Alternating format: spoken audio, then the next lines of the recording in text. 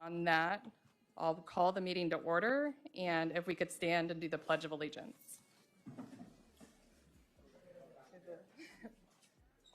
I pledge allegiance to the flag of the United States of America, and to the republic for which it stands, one nation, under God, indivisible, with liberty and justice for all. So the first order of business is to elect a chair and vice chair, and we can take nominations for chair. Yes, Tim. I nominate Arthur again. Second. Okay, all in favor? Aye. All right, Arthur is chair again. And then we'll take nominations for vice chair. I would nominate Shane Taylor. Please make sure you turn on your mics. I'd nominate Shane Taylor. Second. All right, we have a motion and a second. Check 1, 2. All in favor? Aye. Aye. All right, motion passes. Shane, congratulations as vice chair. And I'll turn it back over to the chair to continue the meeting. I know you know how to run the meeting. You're on, boss. We're on. Okay. Good afternoon. First, we will hear the draft minutes from the previous meeting. Are there any objections or comments? Or do we, well, actually, Tricia, we don't have a quorum yet. Can we do this? You do have a quorum. You have 5 members. Oh, we do? Okay. Yes. Mm-hmm. Okay, that's right. So are there any comments or I'll entertain a motion to approve the minutes from the last meeting? So moved. Second? I'll second. Seconded by Shane. All in favor? Aye. Opposed? The motion carries. So now we will swear in anyone who plans to speak before the board. If you would stand up, and the city attorney will administer the oath of office. The assistant city attorney. Everyone that plans to speak in front of the board this evening, please stand and raise your right hand. Repeat after me. I swear to tell the whole truth, I forget. Nothing but the truth. Yeah, we're good. Sorry. So help me God. Whatever. No, yeah, it's true. All right, thank you. Now we'll go to the agenda. The first item, case UDP HP 24039 at 701 Southwest 12th Avenue. I understand there's a request for deferral. That's correct, and the property owner is here to make that request. Gabriel, if you'd like to go to the podium, Please come please. up to the microphone, and you just have to introduce yourself yet again. Could you pull the mic a little? Yeah, thank you.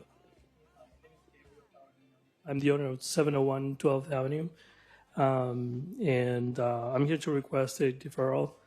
I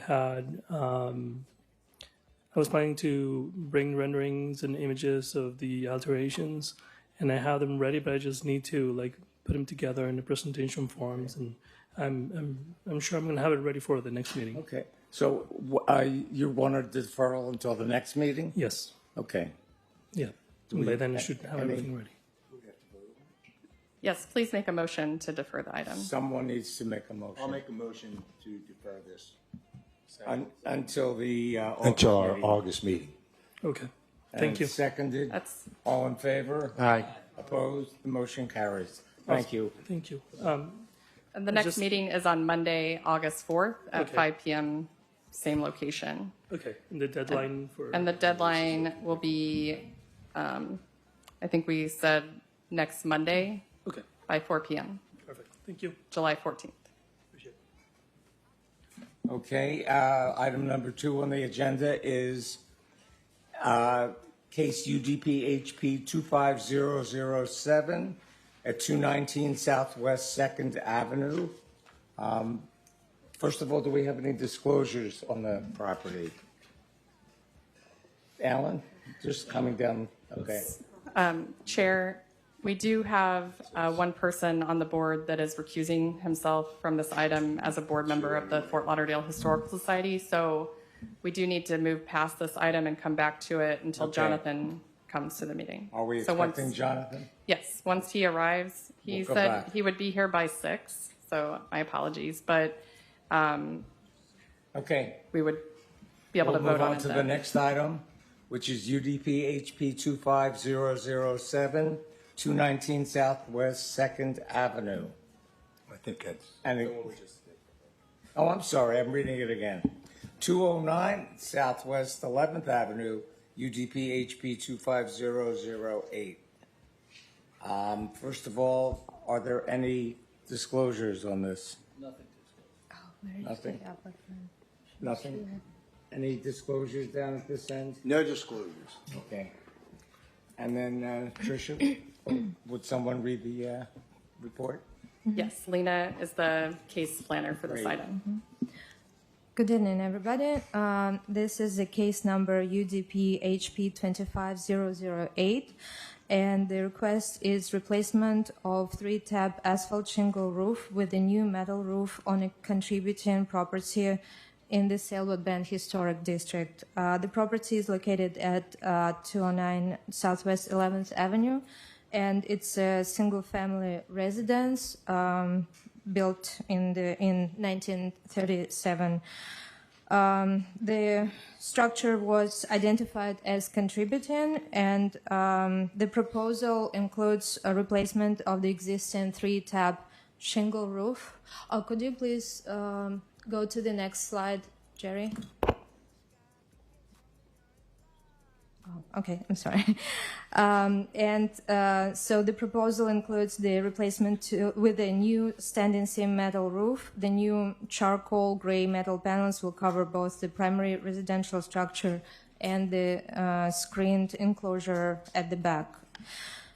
We found that this application doesn't meet the criteria, ULDR criteria. The proposed roof replacement will impact the historic facade and architectural elements.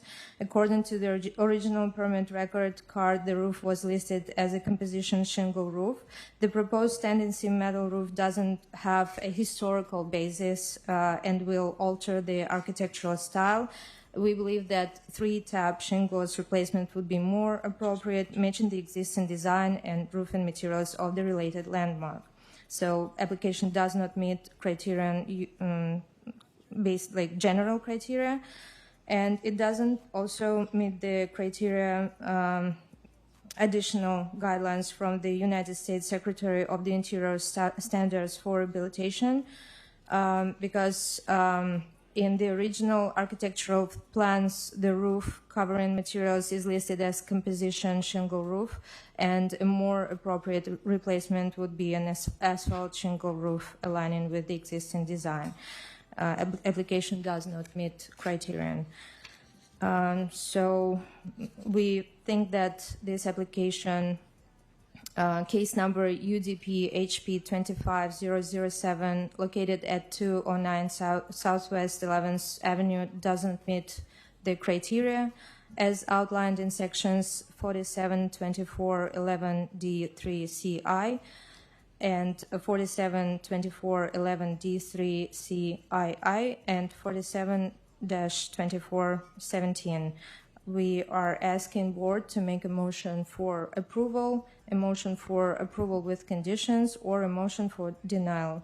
If you would like to approve this application, following conditions for the certificate of appropriateness are provided for consideration, which are the application is subject to approval by building, zoning, and ULDR requirements. Thank you. Thank you. Since we have no disclosures, first of all, is the applicant here or someone representing the applicant? Yes. Would you like to get up and just tell us a little bit about the project?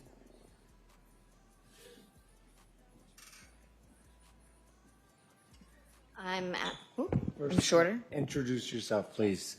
I'm Ashley Davis. I'm the permit coordinator for Action Roofing that's doing the roof or plans to do the roof. Okay. And you're proposing the slate gray metal roofing as you're showing in the picture there. Correct. Okay. And can you tell us the owner's reasoning for selecting this type of roof? Well, the metal's more durable. It has a lifetime warranty rather than 20, 30 years like the shingle does. It'll save them money on their cooling.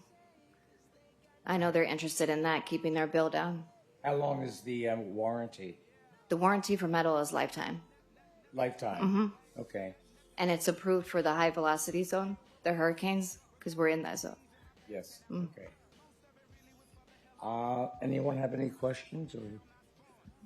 Well, just a comment that we just had a roof from Nast Roofing, and Tim Nast gave a very informative, enlightening or history of tin roofs, metal roofs, so to speak, going so far back that they actually could be argued that they're appropriate and they fit the time period.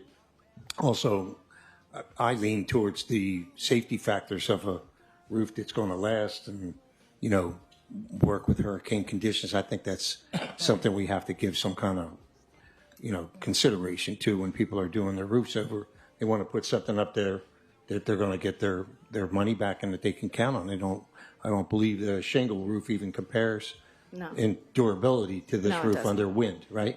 Correct. No It comparison. can withstand 140 miles per hour, so But the metal will. correct. Metal. That's just a comment. Okay. Any other comments, questions? I have a question on the environmental aspects of one roof versus the other. Can you give us any input in that direction? Environmental how? The disposal aspect of it when the roof goes or anything along those lines? I would not have an answer for that. I wouldn't know. Thank you. Any other questions? Comments? Pardon? Sure. Am I live, Lena? Yeah. Question for you. Just can you walk us through this application versus the one that Tim's talking about that we recently reviewed? And I believe you come up with your recommendation based on the guidelines, and you're stuck to those guidelines. However, our discussion on the earlier case gave credence to everything about the durability, lasting, hazard insurance, everything about this type of roof. So is there any additional flavor you have on this? No, we just think that this the existing roof matches the architectural. Like it's one of the major features of the house. The roof is very important in terms of visual effect and appearance of the structure. And existing roof looks original, and it is recorded. That there is a history of property records with asphalt shingle roof recorded as an original material. And metal roof, yes, we discussed it before. It's more like durable material. It's more effective in terms of time, like, and warranty. But there is this, mixed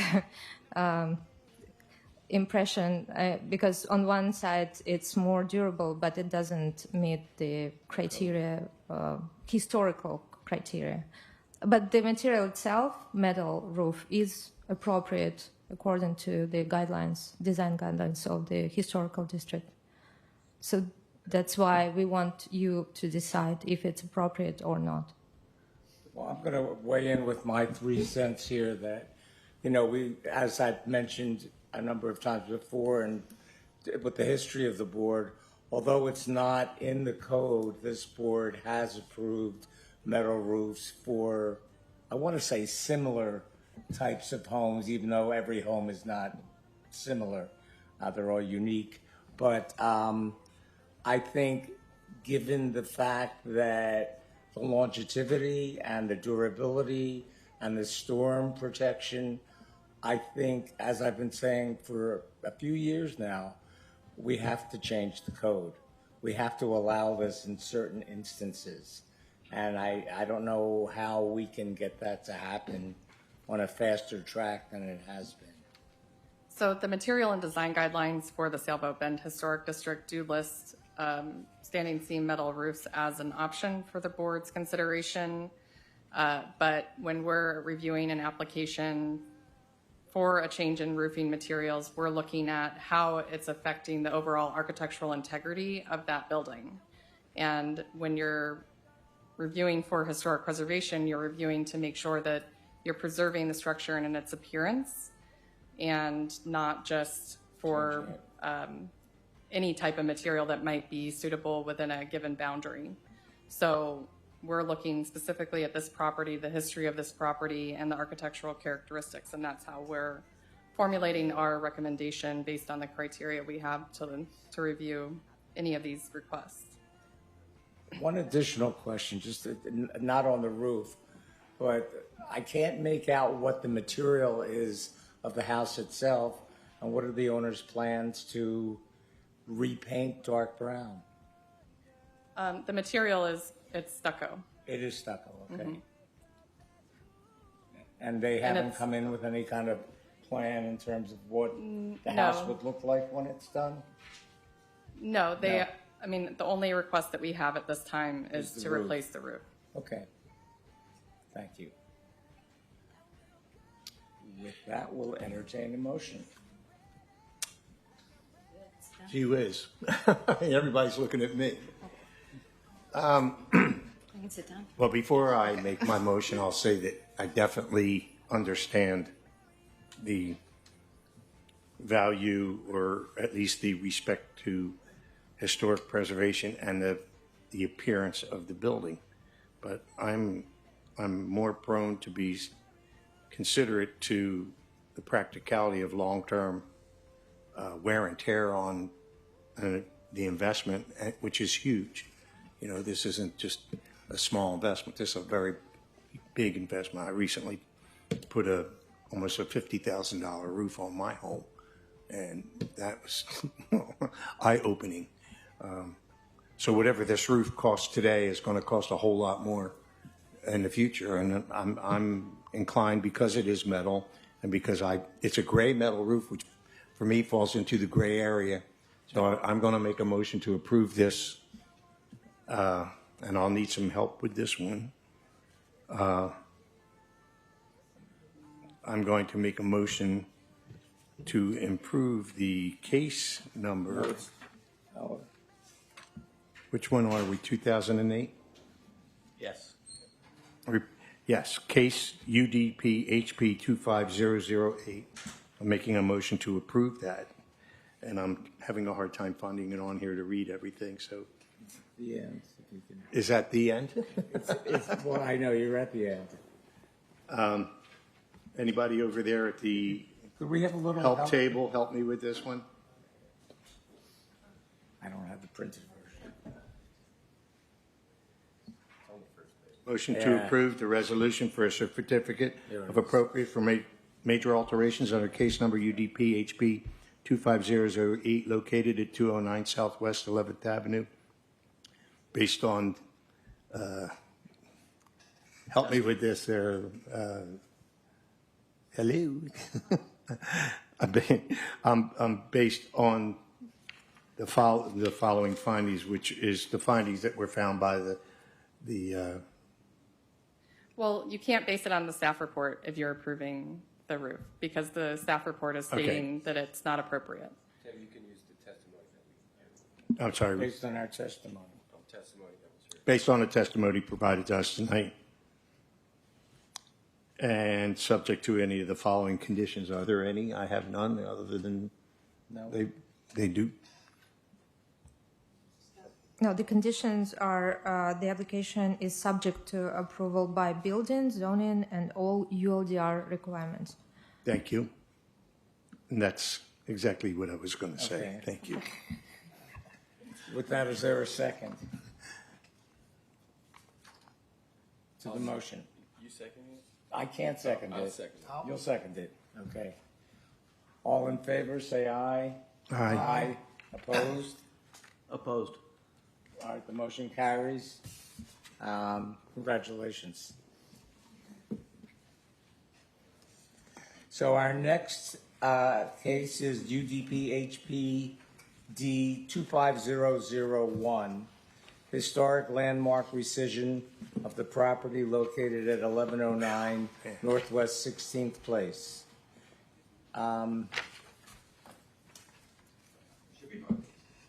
Oh, it shouldn't go northeast, I'm sorry. Yeah, it does say, yeah.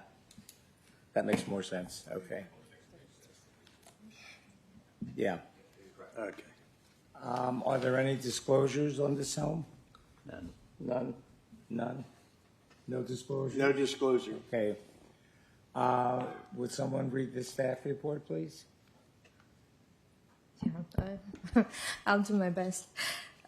So this is case number UDP HPD 25001, and the request is the rescission of historic landmark site designation of Robinson Cobb House at 1109 Northeast 16th Place. It's a very interesting case, by the way. So the Robinson Cobb House, or Leonard Glasser model home, located at 1109 Northeast 16th Place, was designated as a historic landmark on September 4th, 2002, under resolution number 02-138. So the designation was requested by the owners at that time. It was Jeffrey Cobb and Benny Robinson. They appeared before the Historic Preservation Board on July 8th, 2002. So it was almost 23 years ago. And so what is interesting about this designation, it was actually denied by Historic Preservation Board. But later, City Commission approved this case number 25H02, and designated this property under 4 criteria C, F, G, and H. So today, to go back and designate the property, we have to go over all these criteria. And I don't want to go through the staff report because it was a big research work, and we don't have a lot of time today. We have a lot of cases, so I'll just summarize everything. Please. If you don't mind. So we think that the original designation application was generally underdeveloped, lacking substantial evidence, supporting exhibits, and clear definitions, and it was relied on vague and broadly used terminology with weak and unsubstantiated references and not good ties to historically significant events. We think that criteria C and F may have potential if further developed in the meaningful analysis with historical or architectural relevance, but it never was done. And criteria G and H would be more appropriate applied to a neighborhood, not to a specific property. So I will just go over all criteria and just briefly give you the staff response. Criteria C, it's identification with a person or persons who significantly contributed to the development of the city, state, or nation. Staff response, designation under this criterion for the first property owner would be more appropriate if there was documentation directly associated with Mr. Palatki, the first owner, including written or oral history that connects the association of this property with the productive life as a prominent entertainer. Given the modest historical relevance and limited documentation, the property does not satisfy this criterion. Also, the applicant tried to link this property to the architect, Leonard Glasser, but without any proper evidences. So this criterion does not applicable for this application. Criteria F is its distinguishing characteristics of an architectural style valuable for the study of the period, method of construction, or use of indigenous materials. Staff response: due to the multiple additions and the lack of significant architectural features outside of the primary structure, this property does not meet the criterion. Criteria G: its character as a geographically definable area possessing a significant concentration of continuity or of sites, buildings, objects, or structures united in past events of aesthetically by plan or physical development. So this criterion is typically reserved for historical districts, not for a single property. So, and such criterion G is not applicable in this case. And finally, criteria H: its character as an established and geographically definable neighborhood united in culture, architectural style, or physical plan and development. This criteria is also intended to reflect the collective identity of a neighborhood or subdivision, such as historic district, rather than individual property. Therefore, criterion H is not applicable in this case. So the conclusion from the staff that staff finds that the application rescission of historic landmark site designation of the 1109 Northeast 16th Place, commonly known as the Robinson Cope House, under case number UDP HPD 25001, no longer meets criteria C, F, G, and H, as outlined in section 47-24, 11C7 of the ULDR. Thank you. Thank you. Okay. That's a mouthful. So, any questions? All right. Yeah, I got a question. Did you? Do we have, first of all, do we have the owners or a representative for the owner? I'm Mr. Roberts. Please, just introduce yourself and tell us a little bit of and just do your reasoning for doing this. We had this Please requested. introduce yourself on the record. Oh, Ben Robinson, the owner of 1109 Northeast 16th Place. We originally had this asked for the declaration of historical because my partner, who has passed away of 50 years, he's passed away now, he loved historical properties. And we had one in Atlanta, and when we moved down here in 1995, we couldn't find one.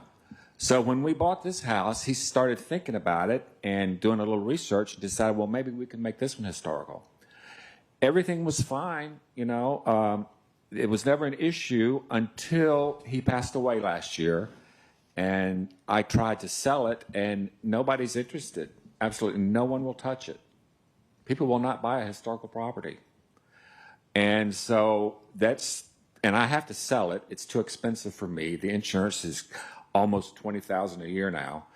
And I just need to downsize. And I'm 73, still working full time, and I need to retire.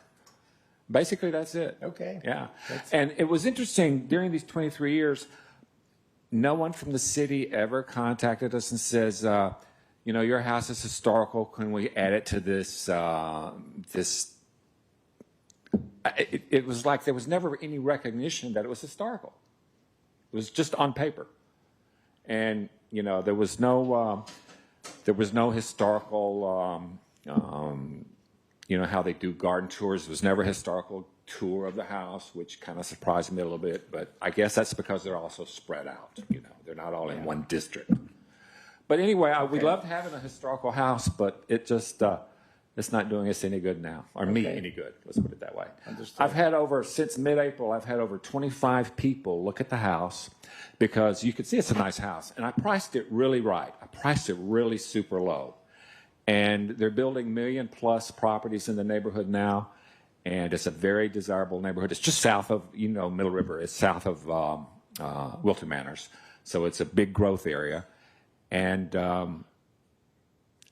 25 people have looked at it, and the realtor will always go through the house and show them the house. And the very last thing he says, I have to let you know that it has a historical designation, kills it every time. All right. Well, That's really why I'm here. Okay. I'm just being real, Thank you very real much. transparent. All right. Great. But thank you for considering it. Okay. And with that, are there any questions, comments? I'm in favor of the request and happy to make a motion. Well, wait, let's go through everybody. Shane? I agree. You agree? That's easy. Yeah, I'm in agreement with it. I just want to clarify that you guys took a look at this and said that if, in simple terms, had this thing been run by if this had never come before the board, or if we go backwards on this, it would have never passed. Yeah, Somehow it this did is an pass, unusual case, But and- if it was looking at it now under a microscope, so to speak, I don't want to use words like it should not have, but it would not have. Yeah, this is a very unusual case, and there are a couple of properties that were designated in the past that it was a request by the property owner themselves. We had one other property owner a few years ago that made a similar in the information to support the criteria for designation. So the board recommended approval for that one as well. We've had cases in the past where someone's asked for a rescission where there is enough information to support the fact that it is designated and continues to be designated.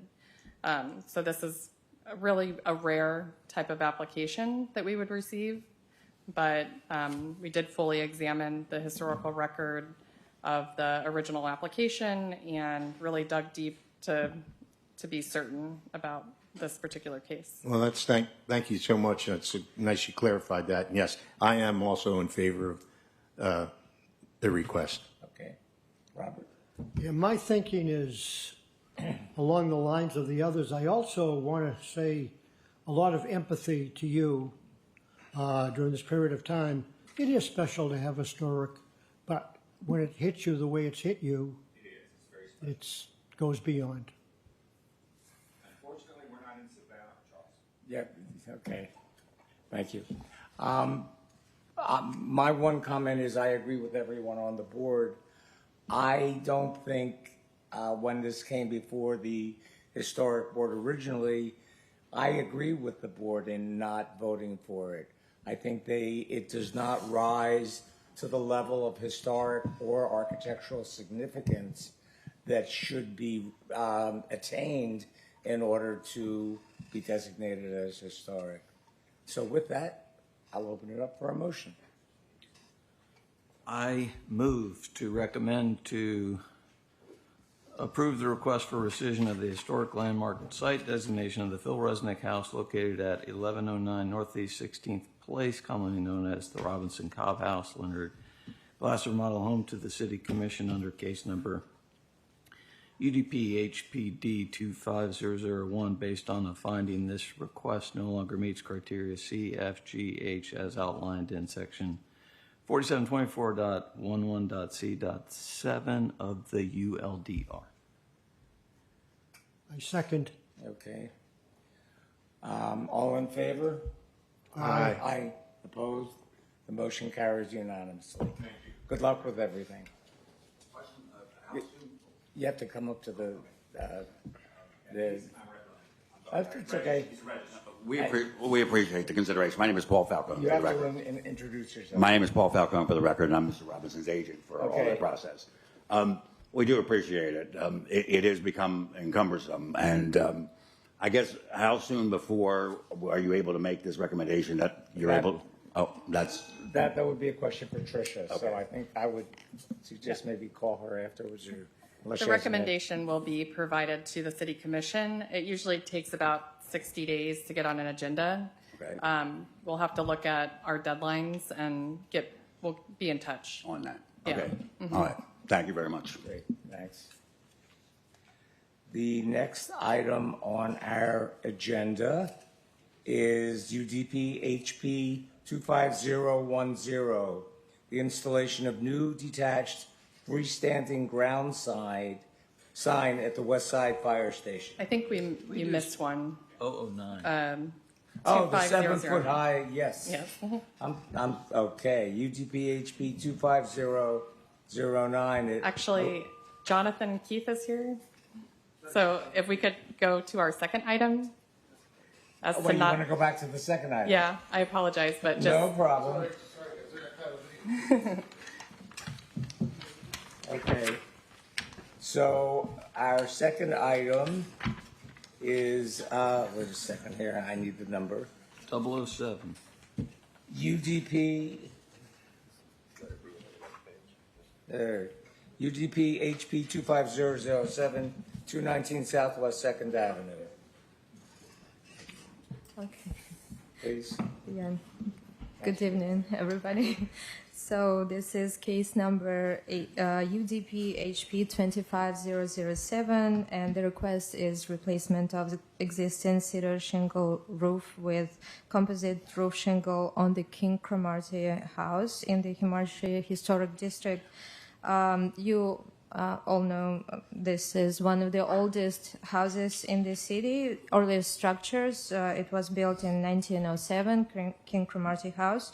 And it's located in Himarshi Historic District, and it was relocated from its original location in Smoker Park at some point. It was shipped, actually, from one location to another. And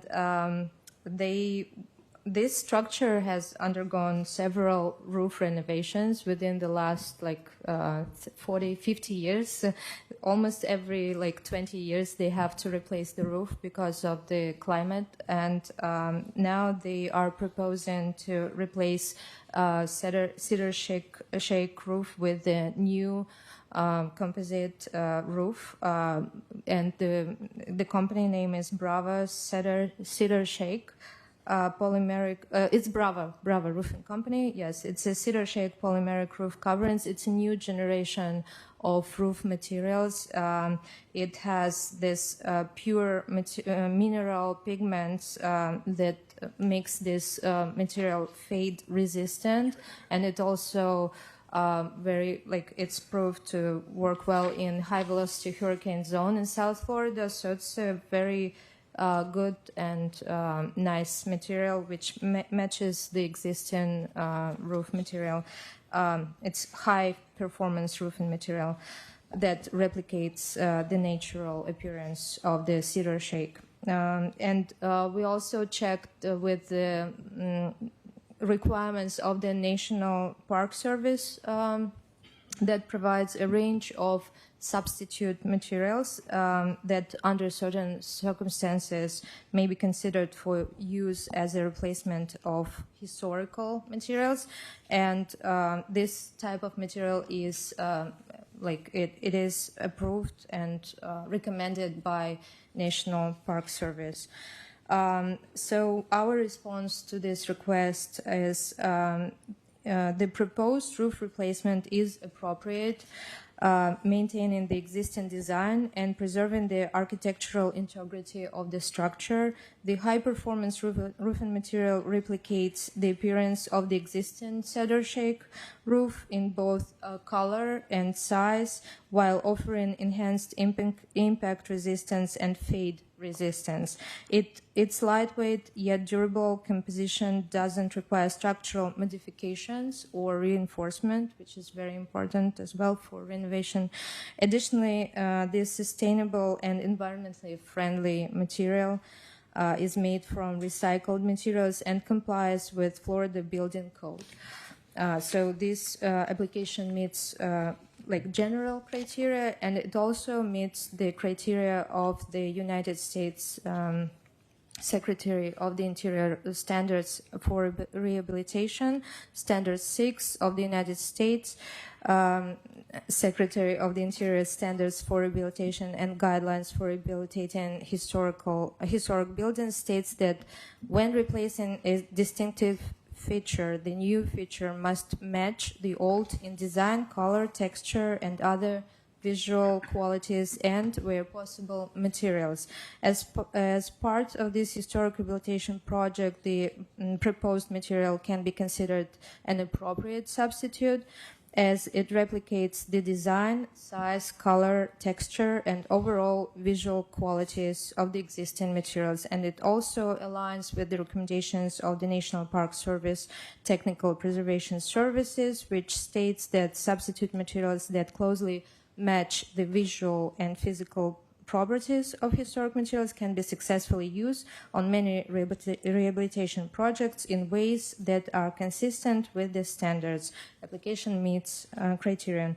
Staff finds that the application for the certificate of appropriateness for major alterations under case number UDP HP 25007 located at 229 Southwest 2nd Avenue does meet the criteria as outlined in sections 4724.11.d.3.c.i and 4724.11.d.3.c.ii and 47-16.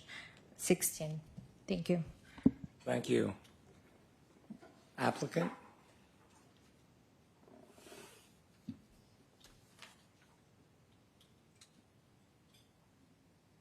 Hello, my name is Art Bengochea. I am an architect here in Fort Lauderdale, and I'm also been a member of the board and past president of the Fort Lauderdale Historical Society, going on about 25 years now. In my 25 years there, this is the third time we've replaced this roof. This roof that's on there now is only 10 years old. And each time it's $50,000 to replace it or more. And so when we decided to move forward with replacing the roof, because we have leaks now, we were looking for a product that closely matched the cedar shake, but was would last longer. And luckily I did a house in Rio Vista with a product like this about 7 years ago, and it turned out beautiful. People say to my clients, love your cedar shakes. So I brought a sample of it, which I know I'm supposed to leave with you all. I believe if I bring show and tell, you get to keep it. That'd be great. Well, Yeah. So I can pass it around, but let me just show it briefly. I can't say more than what Lena had said, that it is environmentally safe and it's made with recycled materials. It meets the hurricane code. It's fade resistant. It's very lightweight, so it matches the weight of a cedar shake. And in terms of cost, it's actually cheaper than a cedar shake. So it meets all our criteria, and luckily it meets all your criteria also. what is its lifetime? 30 years. Okay. So, and the nice thing about it, then the shading we're going with is probably slightly darker than what's there now, but with the air pollution that's around, hopefully this won't need pressure washing as often as a cedar shake would. Okay. So I'm more than happy to pass this around Sure. if you all want to. And a little bit of history on the house. The Junior League moved it from Smoker Park, and I was in college, so it had to have been about 73. My mother sent me the newspaper clipping that it was being barged up the river. And because at that time, the Junior League was operating the New River Inn basically as a discovery center, which then now has become the Museum of Discovery and Science. Anyway, I don't know if you have any questions. More than happy to. Like I said, I can't give a better presentation than what your staff has given. Good. Any questions? If there are, we will direct them. Great. Thank you. Thanks. Comments? Board?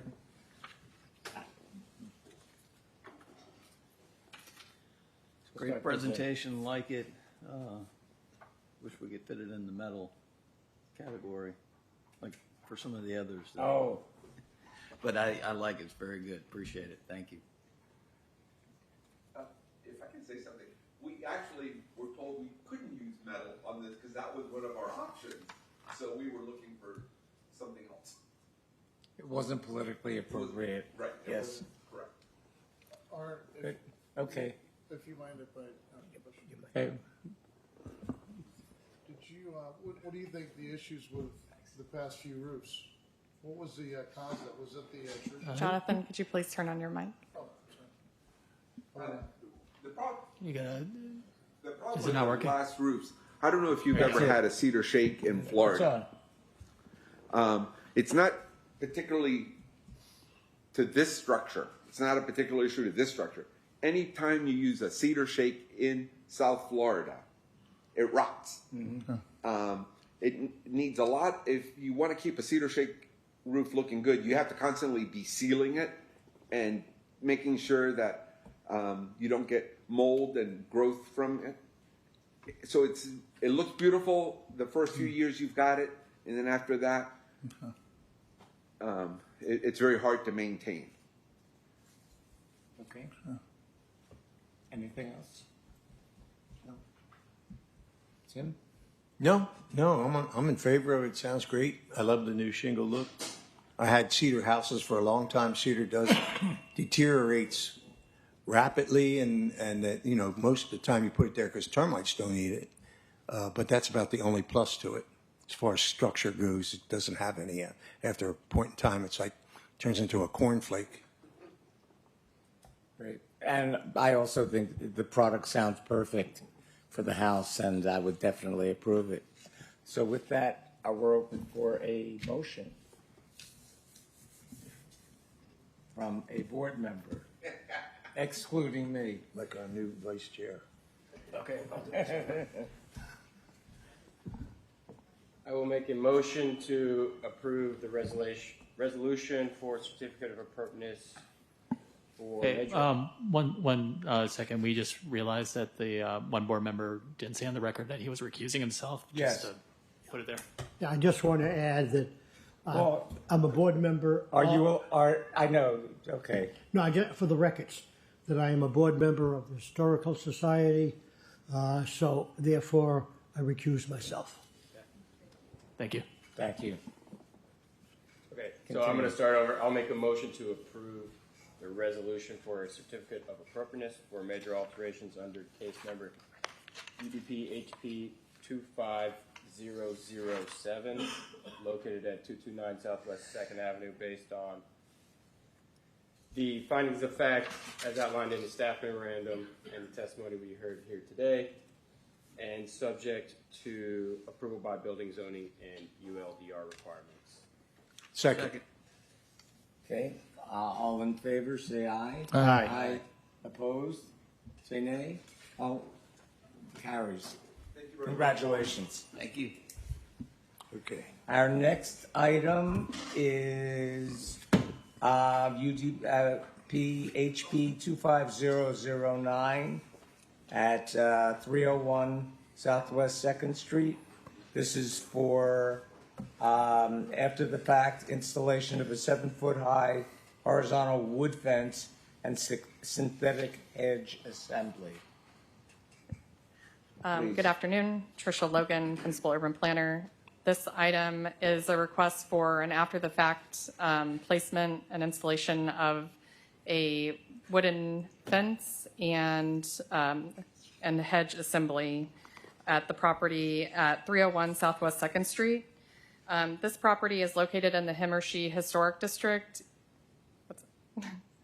And, can we change the slides, please? Can we advance to the correct item? It's item number 5. Keep going, please. More. It's a few down. There, go back one. Okay, we're good. So this property is located in the Himmershey Historic District. It includes a 1-story structure on the east side of the property, and it has a new addition, which is now the Chemistry Nightclub. The 1-story structure was original to the district as a gas station and was converted over time into a convenience store and had multiple alterations over time up until 2017 when the new addition was placed on it. The current request for the after-the-fact placement includes the wall assembly that is surrounding the east side of the property and the south side of the property, and it completely encapsulates the one-story older structure on the site. The bottom part of the assembly is a 3 foot 8 inch horizontal plank wood fence, and on top of it is a 3 foot 4 inch synthetic hedge material, all placed on a fixed frame. Within the historic preservation design guidelines, it does state that fences should be limited in height to 36 inches or 3 feet with 30% visibility. That is for the purpose of the pedestrian experience, particularly in a commercial area. This is important that you do have that visibility into the site, and that is maintained along the right-of-way. So that also relates to ULDR section 472411 D3C2, which talks about the distinguishing original qualities or character of a building, structure, or site, and its environment shall not be destroyed. So that relates to the historic preservation design guidelines and limitation of the fence heights. And in conclusion, staff finds that the application for a certificate of appropriateness for major alterations for this after-the-fact request under case number UDP-HP 25009, located at 307 Southwest 2nd Street, does not meet the criteria as outlined in section 472411 D3CI of the ULDR, and does not meet the criteria as outlined in section 472411 D3CII of the ULDR. And there's 2 conditions listed for the board's consideration of this application is to be approved. The first condition is actually placed in error, but the second condition would still apply. This application is subject to the approval by building, zoning, and all ULDR requirements, including landscaping. And in this case, that may require that if this were to be approved, that it would still need to be moved back 3 feet on the property and landscaping put in front of it. Thank you, Tricia. I have a quick question. What was here before? There was not a fence in that location before. Or was it a cafe or a restaurant or So a beyond store? it is a patio. So when the new addition was completed, that is now the nightclub, it's connected in a small area on the west side of the one-story structure. And then an awning, like a canopy awning, was placed around that patio that was created in front of the one-story So that's structure. like a canvas awning going around. There is a canvas awning going around it, and then the fence and hedge assembly was placed around the perimeter of that canopy. How thick So- is the hedge? I didn't, I only drove by. It's not too thick overall, but it is. Okay. It It's more doesn't than give a any facade. visibility. Yeah. Okay, I understood. Thank you.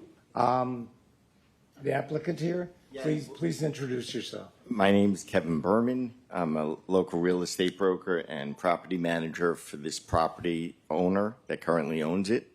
I do offer a unique perspective on the history, which we just went over. But there is some additional information. I did not do any of this. The owner did not do this. The tenants did it. And we're just trying to help come to So some. who were you representing? I'm representing the property owner. The property owner? Correct. Who leased this out to the tenants? Correct, to the tenant. And the tenant did this for many reasons, which I think we spoke to the other board. Some of you were here, I think, on. No. Okay. Why don't you tell us what the reasons were? So the beyond that photo was not really by itself really help you. Behind it, there's actually 3 bars.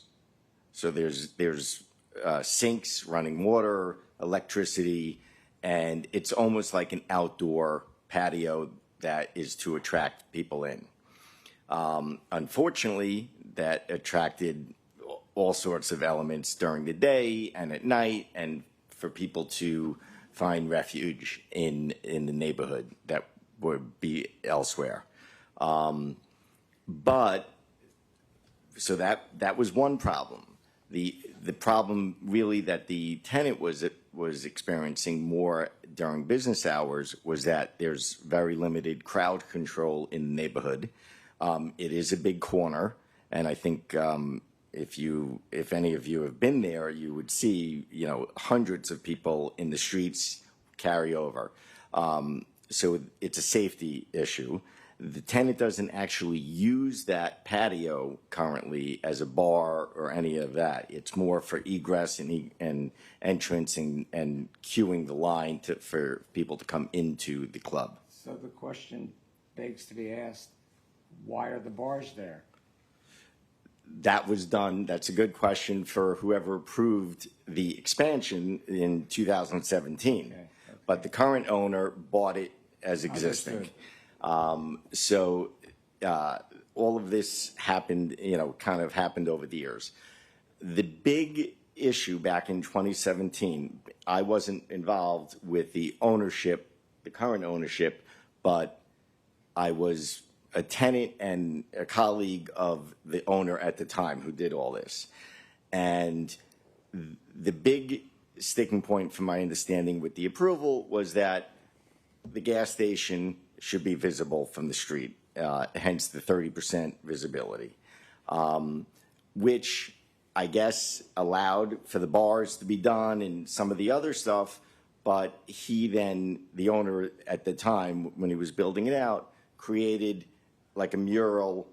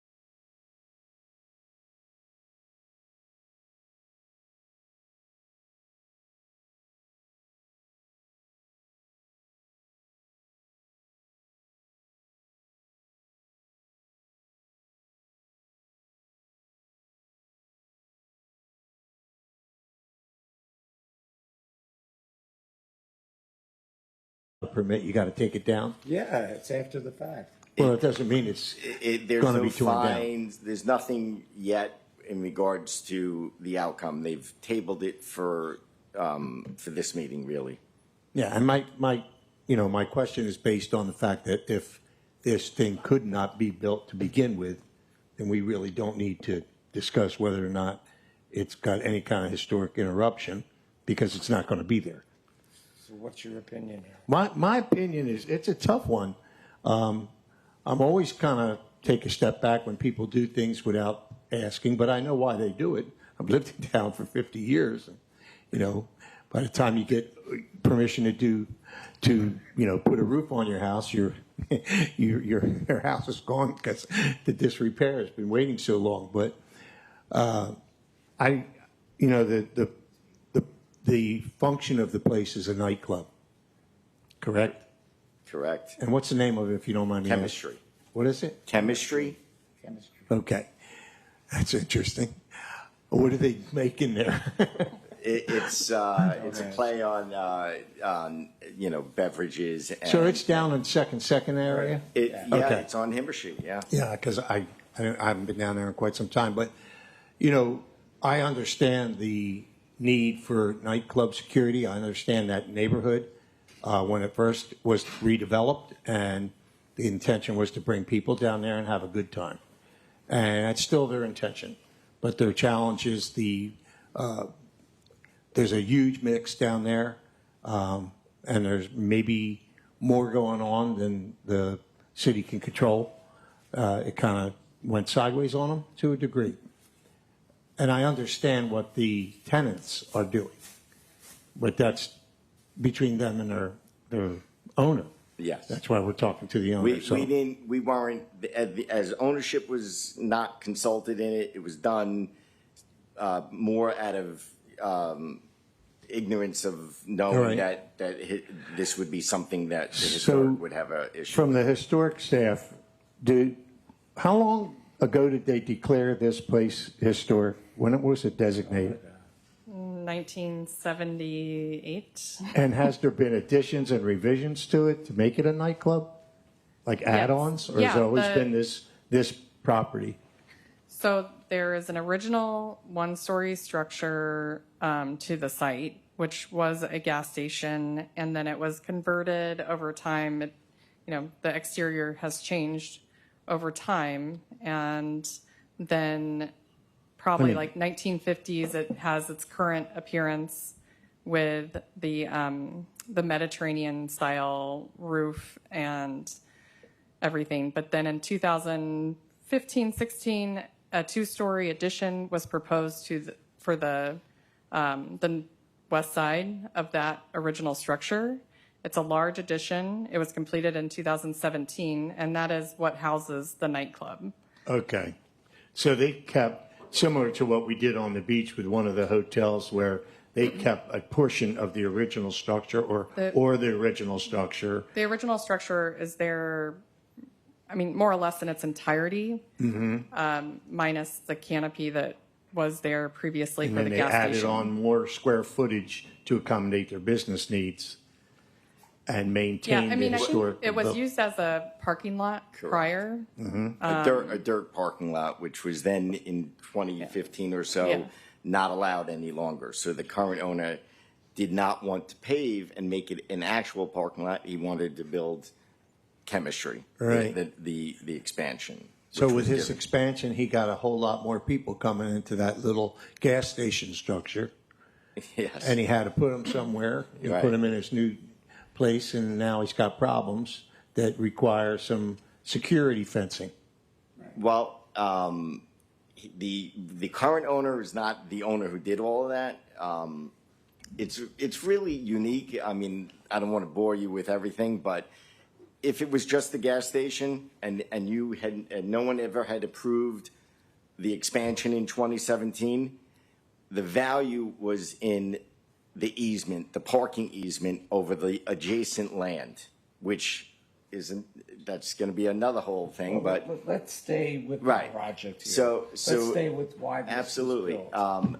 was built. This was built to help control the crowds and as it turns out, save lives. That's What's the feasibility of moving back 3 feet, adding landscaping? that is a possibility, I guess. I think that it becomes an issue. Then you have smaller space on the inside, and then they can't cue the line the way they would need to do. There wouldn't be enough room on the inside. So, Alan, I have a much bigger issue with this project. Besides the fact that it's after the fact, which is a whole different thing, which is this board needs to take a look at, I don't think this is the right use for a front yard on a property, because you're totally obscuring whatever building was back there, historic or not, but this is a district. And it sets a really bad precedent for anybody that comes down the pike afterwards, because the first thing they'll say is, well, they blocked off their property, we can do the same with ours. And that's not the kind of street that you want to accept. Arthur, can I just make a comment on that? Sure. If you look at the properties on the other side of the street, the Right. same side of the street, none of them have this sort of front yard area. You can see that the fence is Right. at the same level, setback from the street as the building next to it, which I guess is the addition. And all of the buildings on the other side is just one face that's all even. Just There's one no, face setback. on So the street front. This is a little bit unique, and I think that it's the only property on that street that sort of has this front patio type thing. Is that fair to say? that is very fair. It's a very unique property. The entire situation is unique.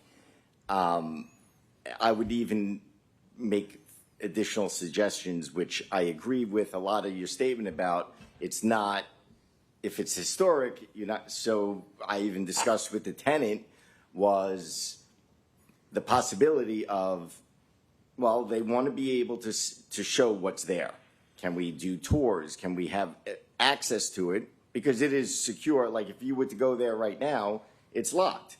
You could still see it if you walk up to the gate and the fence on the corner, but you couldn't really have an idea for it. So why So not make it open? The yellow building behind this gate is the old gas station. Correct. And to the west, that's the old OB house. Is that right? To the west, correct. Okay. Yep. So it's adjoining, right? It's adjoining to the structure that was added in 2017. Right. It's not part of the OB house. Okay. Right. Facilities. What are they using for facilities then if it's not? Oh, so, well, the gas station has really no facility if it was just prior to 2017. It was just a shed. It was a big rod of wood. It was nothing. I have a quick question to Tricia. Many years ago, when I first started on this board, we covered a property on Southwest 2nd that was the original gas station, and there was a gas pump, and we wanted to preserve it. This is not the same property, is it? Probably is. Probably is. Because It was the only property. So what happened to the gas pump? I'm not sure if the gas pump was there at the time. Not in the last 28 Because years. I do remember it was a vacant lot, and there were a lot of odds and ends on the lot, and the building was on the corner. The Yeah, project this is across itself from Pizza was Craft. It's across from Pizza Craft there. correct. Yeah. The main project was approved prior to my starting at the city, but Okay. it did come in for an amendment after I had started, and there was a conversation about putting in what Mr. Berman referred to as the like the artwork. Right, that's- the mural. It's a tile mural. It actually has some more architectural relevance than the structure without it. It I shows hate the to say it. original I mean, design of the gas station Correct. prior to modifications. Right, okay. Well, I'd like to hear what the rest of the board is thinking. Well, what's the rest of the issues as far as with the code enforcement, CEB? Well, I think that the question about moving it back 3 feet, I think that was that code enforcement says, okay, well, if you move it back, we wouldn't have the question right now, but then they wouldn't it would be a problem But on if the you- inside. If you move it back, you're still going to be against the historic preservation guidelines because first of all, you have a fence that's not compliant, and then it goes up too high that's also not compliant. Right. Yeah, I But think it you, would- it you have would- a pizza maker there on wheels. Is that correct? No, that's at what is now used to be the OB house. Okay. That is something garden. They have an outdoor area. That's pretty unique. Yeah, that moves. So there was talk about maybe putting the planters on wheels and being able to wheel it out later in the night, but they're heavy, and it becomes a larger issue for them. They may not have it at all. And if I will tell you, if they removed it, what you're saying about, I mean, there's all the other businesses. If you take chemistry out of the equation here and what they did without the permit and we're here now, this was where everyone in the neighborhood came and hung out, food trucks, vendors, I mean, you name it. And they plug in to the electric, to the water, and they use the resources, and it's a separate issue, which to burden anyone with. I mean, My these challenge these there- are more operational issues. Correct. I'd like to deal with the neighborhood issues. With that, the neighborhood issue, what I was thinking was, why don't they just take the other parking lots and do the same thing? Yeah. Why doesn't who? Yeah. Well, if you can do that here, why can't they take the other parking lots and do the same thing without approval? They could Yeah. Do what? What? Just fence them in? fence them in like this. And as I said, this sets a precedent. Right. So somebody else Well- could do the same thing. Again, I like to put this idea out there. Yeah. I would really like to have more information. I myself personally need to go down there and look at the neighborhood. I want to look at the property. I want to see its impact or continuity, et cetera, before we start talking about if we do it for one week. Right. We are not going to allow it to be done for another. That's code and building and zoning is going to either say, look, you can't do this, which our chore is to say whether or not it meets the conditions that go along with historic preservation, which is the height of the fence, and whether or not it's blocking the view of the historic building. That's not to say I agree with all that. I'm just saying that's our job. I'll be there Thursday morning at about 10 o'clock. Yeah, we have I to, will we give have a tour to, of the whole. Well, that's, we have to consider the evidence presented in front of us. was it approved as a business as it stands? Correct. Wait, I didn't hear believe what so, the yes. assistant city attorney said. I said we have to consider the evidence presented in front of us today.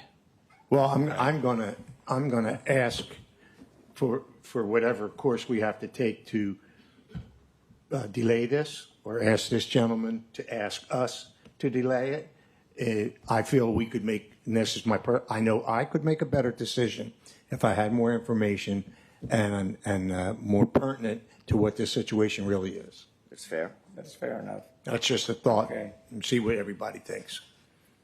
Tim, I'm glad you suggested that because I really can't make a decision on this. I don't know enough. I don't have a feeling for it. So I think Tim's suggestion is great. What more would you want to know? Well, I'm sorry. No, go ahead. I know that our only condition is defense. I understand that. But I also am considerate to the use of the building, the security in the neighborhood. We had a guy put a fence around his home a couple of years back. I don't know if you guys remember this. I had somebody run into my yard, a homeless person, and break into my garage while I was doing a Zoom meeting. It was during COVID. And I had a few expletives that were heard by everyone because I saw this guy and I chased him with a golf club. But in any case, I'm just saying it was so unusual that this gentleman was trying to put a 6-foot fence around his home, and there was a murder like on his sidewalk. He's had a family. He had just bought the house. He did everything right. And he said, listen, I got to get a higher fence. People can jump over this fence. He had police reports to show that he had problems. So these are things, although they're not up for our consideration at the moment, but there's still things we can't deny. So I just want to go down, take a look at it, see how ridiculous it might be or not, see what the view is. Maybe we can come to some middle ground on a different design for this fence. I don't know. I will add, Tim, that case that you are mentioning, the property owner was asking for a 4-foot high fence. What now? A 4-foot high fence. Who was? He was asking for 4. I thought he was asking for higher, and he settled for 4. Maybe. He might have been asking for a little higher, maybe 5, but it was still. But the not. request was a security issue, and I feel like this is a similar situation. Before we vote on Tim's suggestion, if he wants us to, I have a question for the representative here. In the space between the fence and the front of the building, there's bars there now, right? There's a few bars. Well, but there's bars, there's plumbing. There's a there's handicap electric. chairlift Okay. in tucked away in the When corner. was this all put in? Do we have any idea? 2017. On 17? Yeah, 2017. So there was no permit for this? Of course there was. Absolutely. There was? Yeah. Okay. Yeah. The owner at the time built it out all. He was here And before. what did the owner at the time show as the front fence? He There was didn't do that. The fence. The current tenant that's there now put the fence So in there about was 4 no years. fence prior? There was no fence That's what I prior. was It was trying to- open, and then that's Okay. when some of the other issues that we're discussing started to happen. So Tim, would you like to make a motion? Well, I don't, am I allowed to make a How does motion to everyone- put Yeah, this thing I on would ask pause? the applicant if he's interested in continuing. I'm sorry, I didn't We hear have you. to, would you be interested if we were to make a motion Cer- to push certainly. this back 1 month to give us a chance to drive by? Absolutely. Okay. I mean, I'd rather that than a no answer because Right. then it, Okay. forces me to tell the tenant, take it down, and basically it creates, issues. So. So just, you can make a motion to continue. Just make a motion. I'd like to make a motion to postpone the decision on this matter until next month's meeting. Second. All in favor? Aye. Thank you for your time. Motion carries. Thank you. Good idea. Very good. So next is certificate of appropriateness for major alteration, UDP HP 25010, installation of new detached freestanding ground sign at the West Side Fire Station. Do we have a representative of the city? Would you like a staff report? Yes. Oh, yes. Before you speak, and do we have any disclosures? None. None. No disclosures. Okay. And now we'll have the staff report, and then we'll come to you. Sir. So this request is for a new aluminum freestanding ground sign at the Fort Lauderdale Fire and Safety Museum, which is at the corner of West Las Olas and Southwest 11th Avenue in the Sailboat Bend Historic District. It's a Francis Abreu fire station. It's also a designated historic landmark.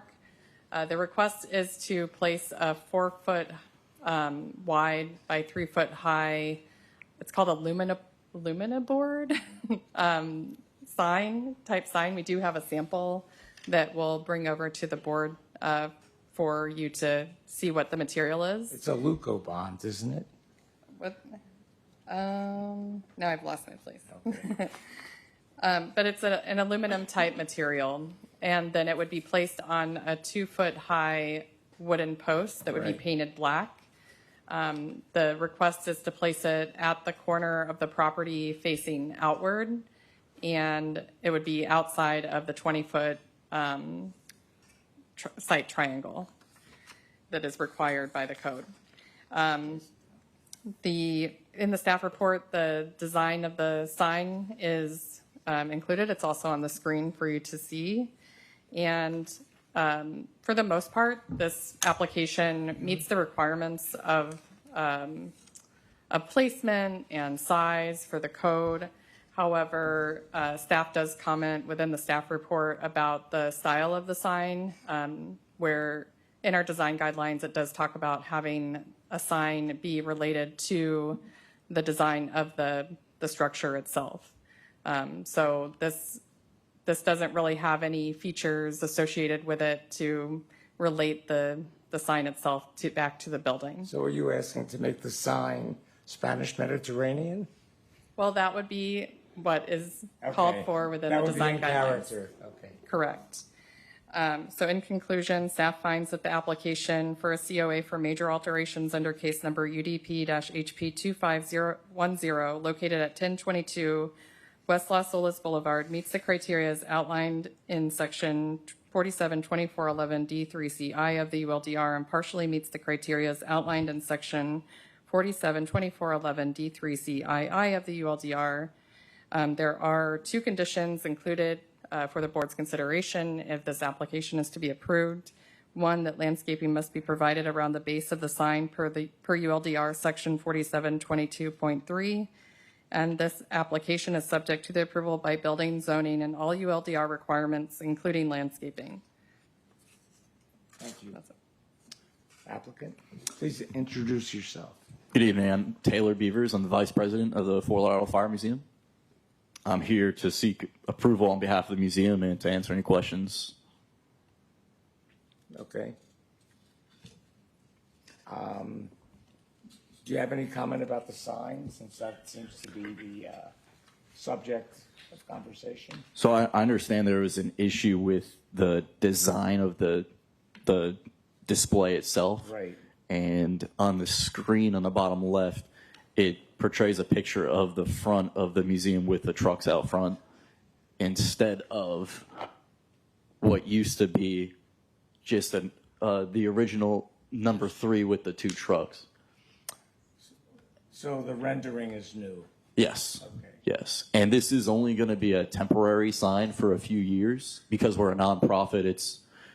It's going to be costly to build a bigger, more period of approved sign. We had an original plan to make like a roof on it to mimic the roof that's on the museum, and it was going to be block stucco so it could mimic the museum, and then have red trim like what's in front of the bays at the museum. But that's a very expensive thing to do right now when it's just a sign to advertise. Right. We're currently fixing our roof that's costing a couple $1,000s. So we're trying to prioritize to just make a temporary sign until we have the funds to make a more permanent sign. Okay. So that's why we're only doing this one right now. What's the backside going to look like? The backside is going to be blank. I'm not sure what color. I didn't create the design. I'm just here on behalf because they're out of town. But it's going to be like a V, and so the traffic on West Las Olas is going to see it, and also the traffic on 11th Avenue. 11th Avenue is going to be able to see it. Not about it's about the design. Is this sign really going to be legible to cars driving by? Because everything looks so small.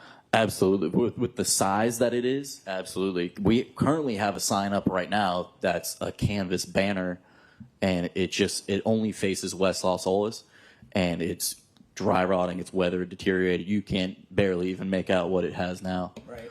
This is going to be, I believe, vinyl on that metal, and you'll definitely be able to make it out a little bit better.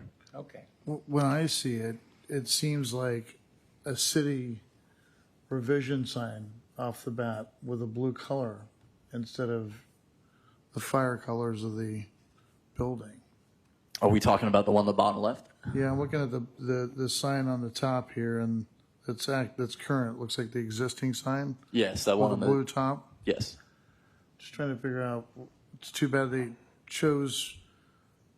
didn't choose the colors of the building if they were looking to mimic. Well, there's red there. We have the blue header here. The blue header on the bottom? That's the blue header of the top of the sign.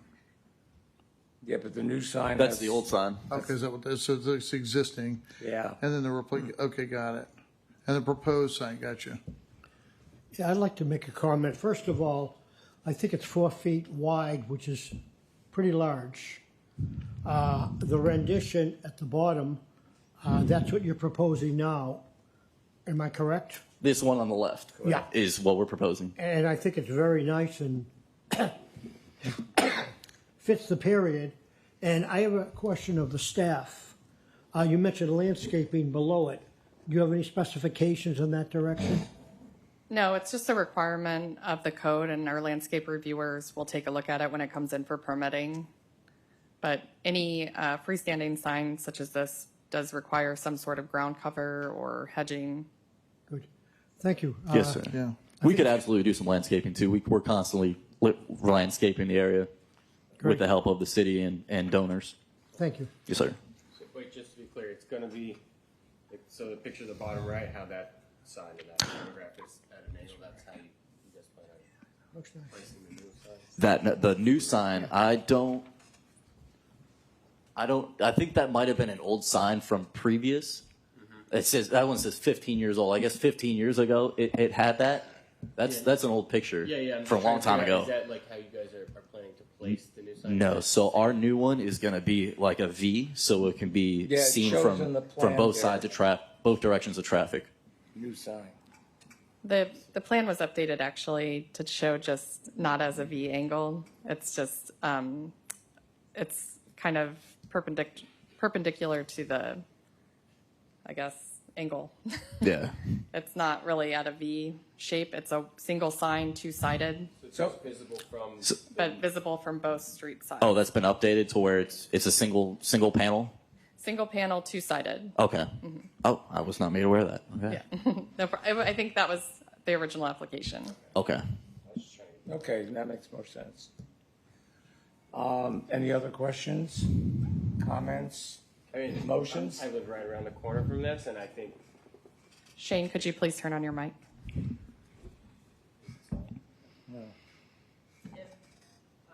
If too many people have their microphones on, it Oh. seems like it's not working for everybody. well, I can just speak up.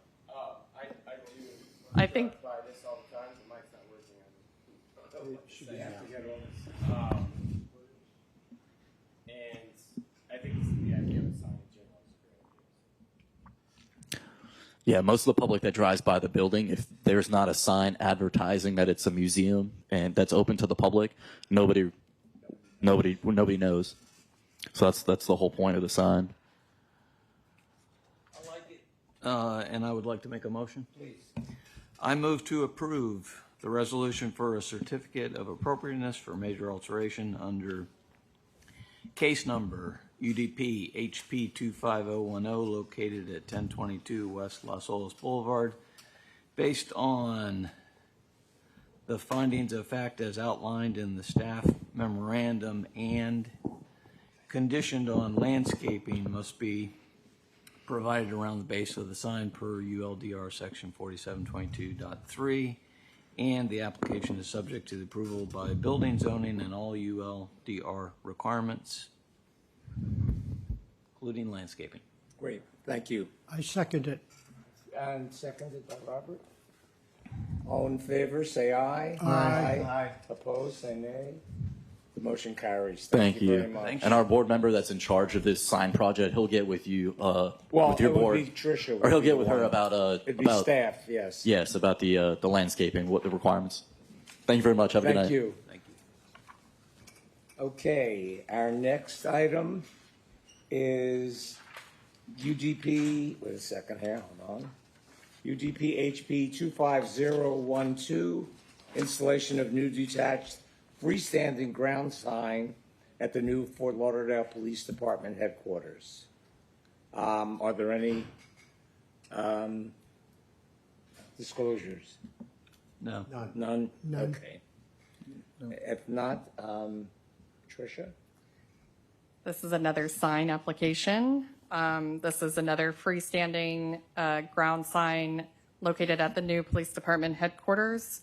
The proposal is to place this sign just west of the new driveway that will be west of the community center. So if you're familiar with what's going on over there, there is a smaller one-story structure that's separated from the main police station. So this sign would be located just west of there, west of a driveway entrance. The proposed sign is two-sided. It would be aluminum in material and is 14 feet in height and 14 feet, 9.5 inches in width. The design includes channel letters that are up at the top, spelling out the police department. It has push-through letters above that, a lit cabinet sign for the police logo, and halo lit address numbers. It also has an aluminum plaque that's placed on the sign structure itself. There's some details that are coming off the sign underneath the police department that are also lit features of the sign. Overall, it meets the requirements of the zoning location in which it sits. So you are permitted to have a 14-foot high sign in that location. It's consistent with other signs along Broward Boulevard that are much larger in scale. Where exactly is it located? It is located on Broward Boulevard, and if you're familiar with the site and the construction, there is a one-story community center that is just to the west of the main three-story police station, and there's a access driveway next to the community center, and the sign would be placed just west of that driveway. It doesn't show up anywhere on a site plan. It's on one of the site plans. There's a zoomed up area, zoomed in area. Oh, if you advance one more slide, Jerry. Thanks. See. Could you advance one slide, please? Yeah. Yeah, so there's a zoomed in kind of location of where the sign would be placed. Right. So this sign does meet the requirements of the zoning district in which it's located, and this sign would not necessarily be appropriate in a location such as the fire station that we just talked about, but in this case, because of the context in which it sits along Broward Boulevard in a commercial business area, the overall size and scale is compatible with its surroundings. One comment that was made within the staff report was just about the police department channel letters to either utilize push-through letters or halo lit letters that create kind of a softer effect within the neighborhood. The channel letters are brighter and give off more illumination. So in conclusion, staff finds that the application for a certificate of appropriateness for major alterations under case number UDP-HP 25012 located at 1300 West Broward Boulevard meets the criteria as outlined in section 472411 D3CI of the ULDR and meets the criteria as outlined in section 2411 D3CII of the ULDR. There are a couple of conditions that are listed for the board's consideration of this application as to be approved. That includes 1, either push-through or halo-lit letters for police department letters to enhance the overall appearance of the sign within the context of the historic district. 2, setback of 5 feet and total square footage to be verified by zoning at the time of permitting. And 3, this application is subject to the approval by building, zoning, and all ULDR requirements, including landscaping at the base of the sign. Thank you. And Yannick is here to represent the applicant, AECom. Please introduce yourself. Good afternoon. My name is Unique Virgo with AECom. So I'm here to answer any questions You're you with may the have. architects. Correct. Okay. I have a question. The recommendations by the city that she just mentioned, are you fine with those recommendations? I would have to confirm with the city's project manager to confirm that the pricing that they've received would not be affected by changing the letters, but we wouldn't, as a design team, would not have an issue with it. And also the 5 foot? Yes, it's set back 5 feet from the Yeah. property line, yes. I had a question on your four, is it the 4 LED halos under your department next to the street number there? I'm Is that- not is sure that what LED picture you're lighting? looking at. So you've got your, I guess we don't have the picture up here again. It was up here earlier. So your rendering for the proposed sign underneath department, you've got your address and it has 4 halos that are tiered, one high and then another one tiered lower. Yes. You know what I'm talking about for your Yes. design? You don't see that as like a potential issue for stuff being hung across it or whatever for the general public to have access to? I mean, it's pretty high up, but that's something that we would look into making it more than it being, you can go through on the other side, maybe we just make it. Are these solid. just attached to the surface or are they freestanding? They're attached to the surface. Okay, so you really couldn't hang anything on them. Well, to Unless you had a hanger. based on the rendering, you can see it. You can see it in the rendering that you could possibly hang something there. Okay, I mean, it's showing that right. you could hang something there. I just see for the maintenance factor for the city, that being exposed like that could be a challenge, you know, for people wanting to do damage to the sign. We could probably make it more solid. Yeah. I mean, some kind of revision. They're also about 50 feet away from the jail. They may want to go. It'd be like going to Mr. Dillon's porch and throwing a brick through his window. But I get your point. As you run But around believe town, me, it's, I say this. I don't think drove they my care. father's car across the front lawn of the police station in 1968 and got arrested. That was foolish and stupid. People do dumb Oh, yeah. things. there's some who want to go to jail, and that would be a perfect opportunity. All right. All right, so. I was mentioning it only for defacing purposes. That was all. Agreed. Well, I think it was a good suggestion Yeah. and they can follow up on that. Yeah. Do we have a motion somewhere here? Sure. I have a thought before we make the motion. Sure. You know, we're talking about defacing, and I look at the base of it, and it looks like it's maybe a concrete or something base. That would be great for graffiti. So as Tricia recommended that we would need to have some landscaping around the sign, so maybe we'd put something in that would deter somebody from getting in there. Right. Yeah. I don't know if- I don't know, guys, that it's really appropriate for us to make design Right. suggestions. I Yeah. think they've submitted what their proposal is, the city has, and we either All right. agree or don't. And I think we're kind of getting outside of our realm of responsibility. It's a good suggestion for the client, though, Yep. to consider Yeah, anti-graffiti again, I paint. mean, I'll defer But to the yes. city attorney, but I don't think it's appropriate for us to yeah. tell them how to build their sign. Yeah, let's just focus on moving the process forward with focusing on the design criteria. Okay. With that, any other comments? Alan?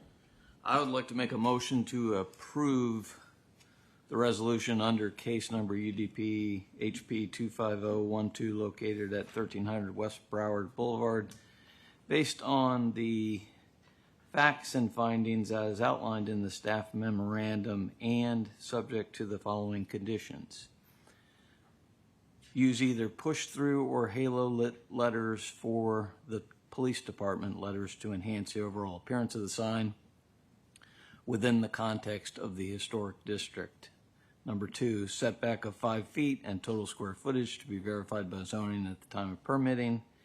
And 3, this application is subject to approval by building zoning, all ULDR requirements, including landscaping at the base of the sign. Thank you. Okay. Seconded by Shane. All in favor, say aye. Aye. Opposed? Nay? The motion carries. Good luck with everything. So next we have, for the good of the city, well, communication to the city commission. We don't have anything, do we? We have something coming up at the city commission. So there was a communication to the city commission that was on the June 17th agenda, and it was a communication from the board about the Sailboat Bend Vision Plan, just to make sure that they support, some of the initiatives that are outlined within that plan as we, move forward with developing that and pursuing some of the items that are within that document. And at the moment, in the proposed budget, there is some funding outlined in it for a streetscape plan for the Sailboat Bend Historic District.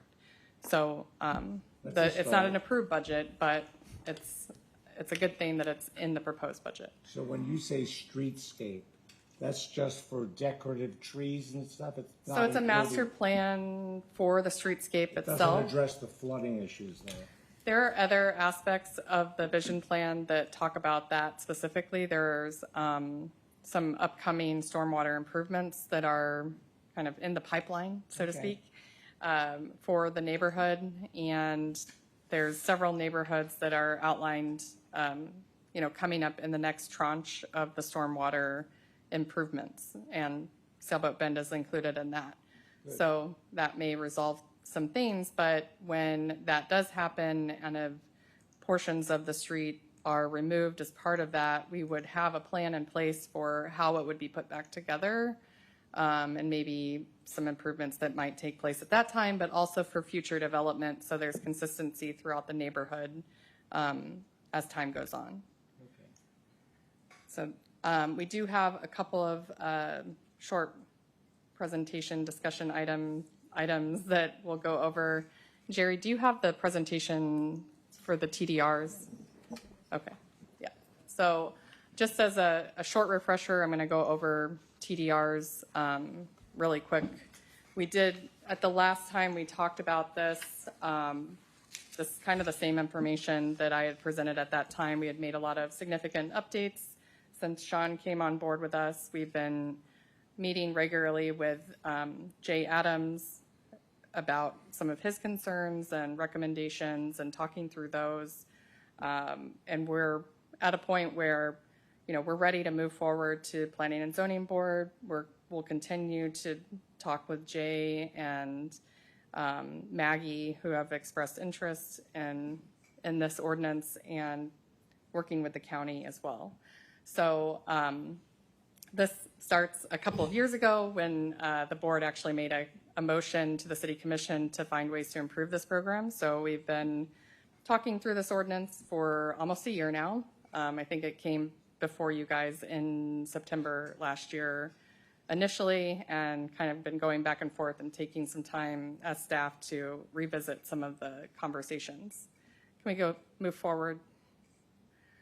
And just as a reminder, there's two different parts to the TDR process. One is certificates of eligibility, which is the initial calculation of available development rights for a historic property.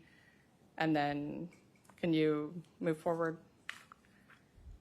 And then the other aspect is certificate of transfer, which is the actual transaction between a historic property selling development rights to a new development. And that is a real estate transaction that's private, but there's paperwork that has to be done within the city and recordation of documents to ensure that it's permanently transferred.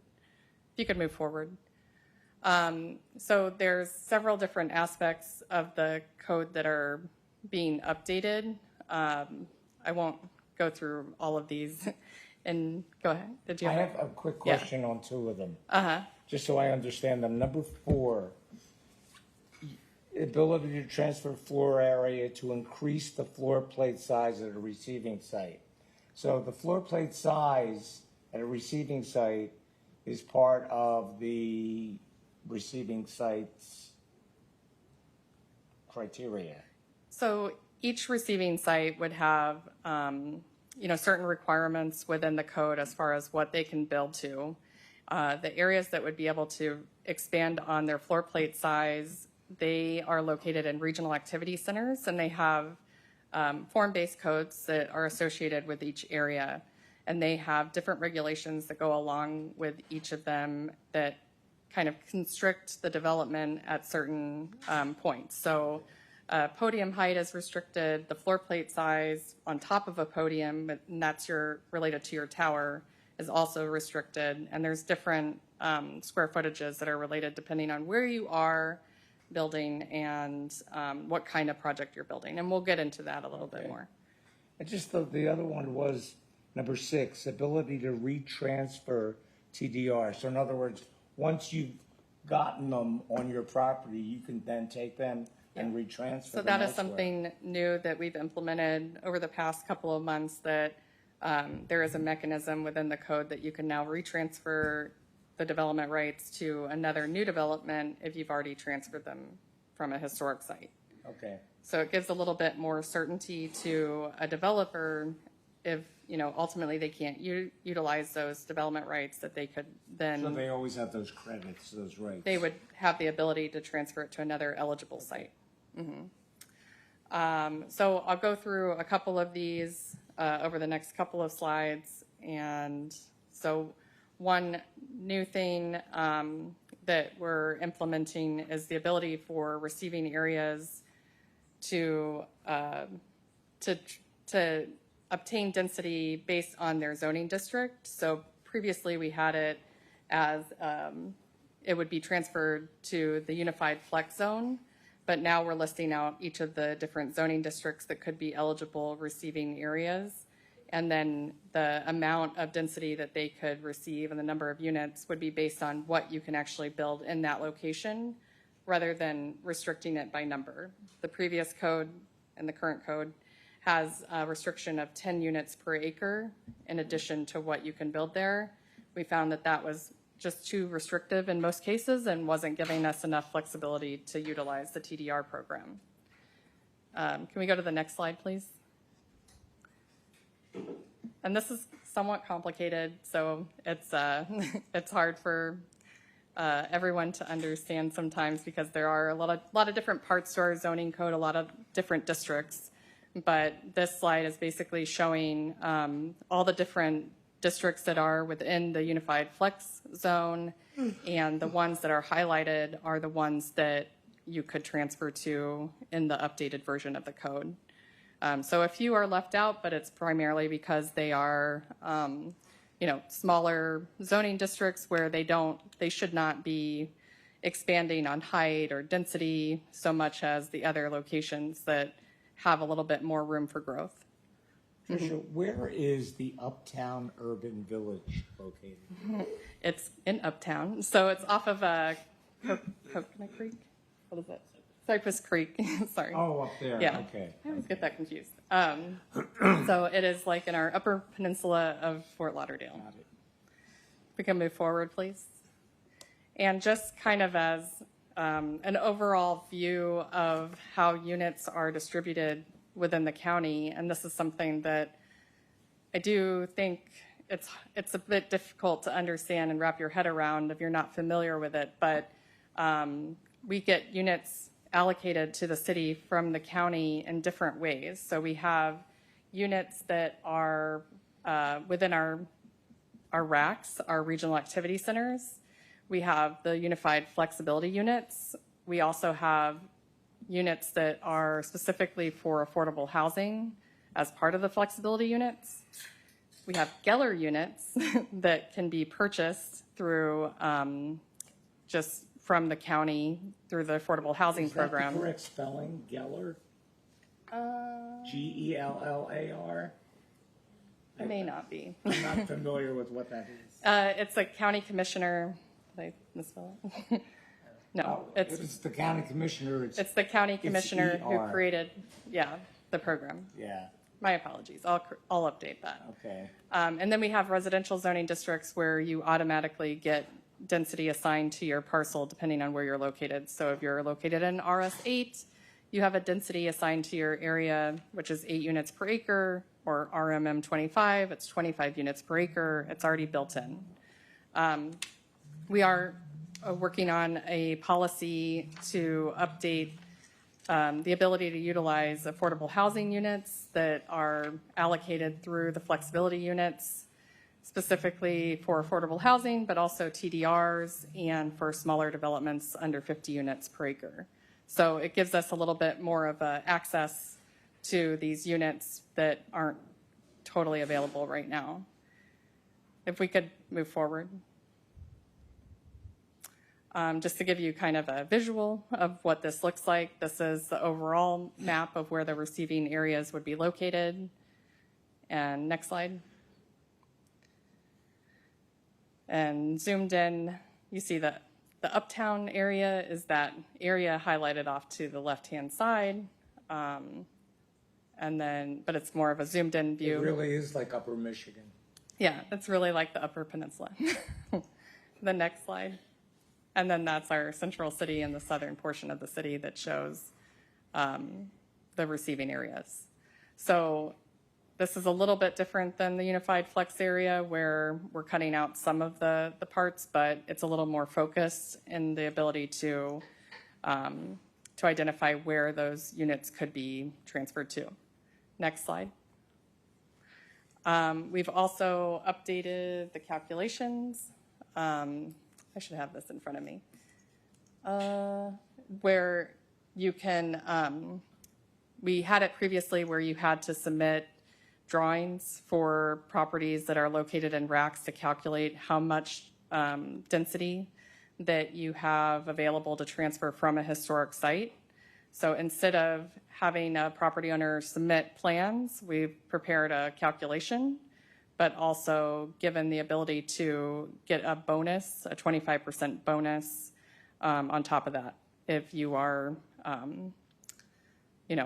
using that calculation, or even if you're in a residential area, and that's dependent on the availability of flexibility units, which we foresee as we would probably have, but we do have to write that in just as a precaution. And the next slide. And this is just an example of that formula where you're using FAR to calculate how much square footage or how many units you can get from the square footage of the parcel that you're building on. Next slide. And then to your point, Arthur, earlier, this is the example of the increase in the tower floor plate size, where you have the ability to increase 15% of your tower floor plate, and it results in a few thousand square feet in certain instances. If you're transferring it from a... You're transferring it from a historic site to a new development that's building a tower. And next slide. And those areas are broken down into two different categories for transferring floor area, because it can equate to height, or it can also equate to floor plate size.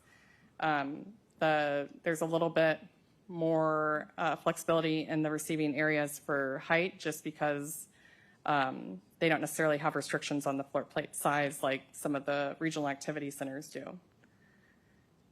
And next slide. And then just the ability to retransfer is part of the code, just going back through the same process that the transfer occurred in the first place. And next slide. And then that's really it. I think we've developed a good version of the code at this point. We have still several more public hearings to go through. Planning and Zoning Board, and then 2 hearings at City Commission. We'll also be meeting with the county next week to review some of this as well. But we are looking to, ask for your support in this endeavor and have a motion as such. Okay. Questions, comments, motions? I just wanted to thank you guys for the perseverance on this. It'll be interesting to follow how it goes forward. I hope that it's used, and if all the steps go forward, we can get periodic updates on all Of course. And I think, if we discover there's an opportunity for improvement down the line or something that's not quite working right, we can always revisit that. But I do think it's an improved ordinance. Yes. I'm glad you had one applicant who was going through the process to help you figure this out, because I'm sure that had to have been very insightful. Yes, and we are close to the transfer. So. Okay. So, would anyone like to make a stab at a motion? Sure. I move that the Historic Preservation Board endorse the proposed ordinance updates to the Unified Land Development Regulations, Article 7, Transfer of Development Rights. Is there a second? I will second. Okay. All in favor, please say aye. Aye. Any opposed, say nay. The motion carries. Thank you.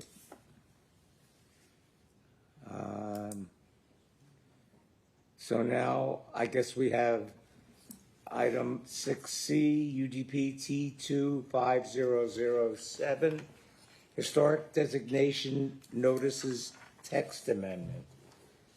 Yes, so this is another ordinance update.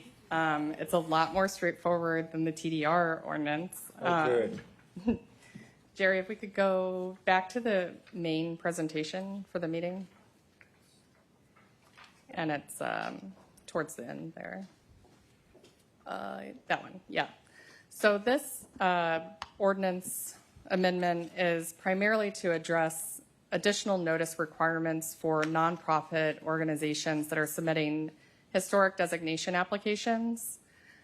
This would include an additional noticing requirement prior to submission of a historic designation application for either a historic landmark or a historic district. It would also require a nonprofit organization to hold a public participation meeting with the property owner prior to the Historic Preservation Board meeting.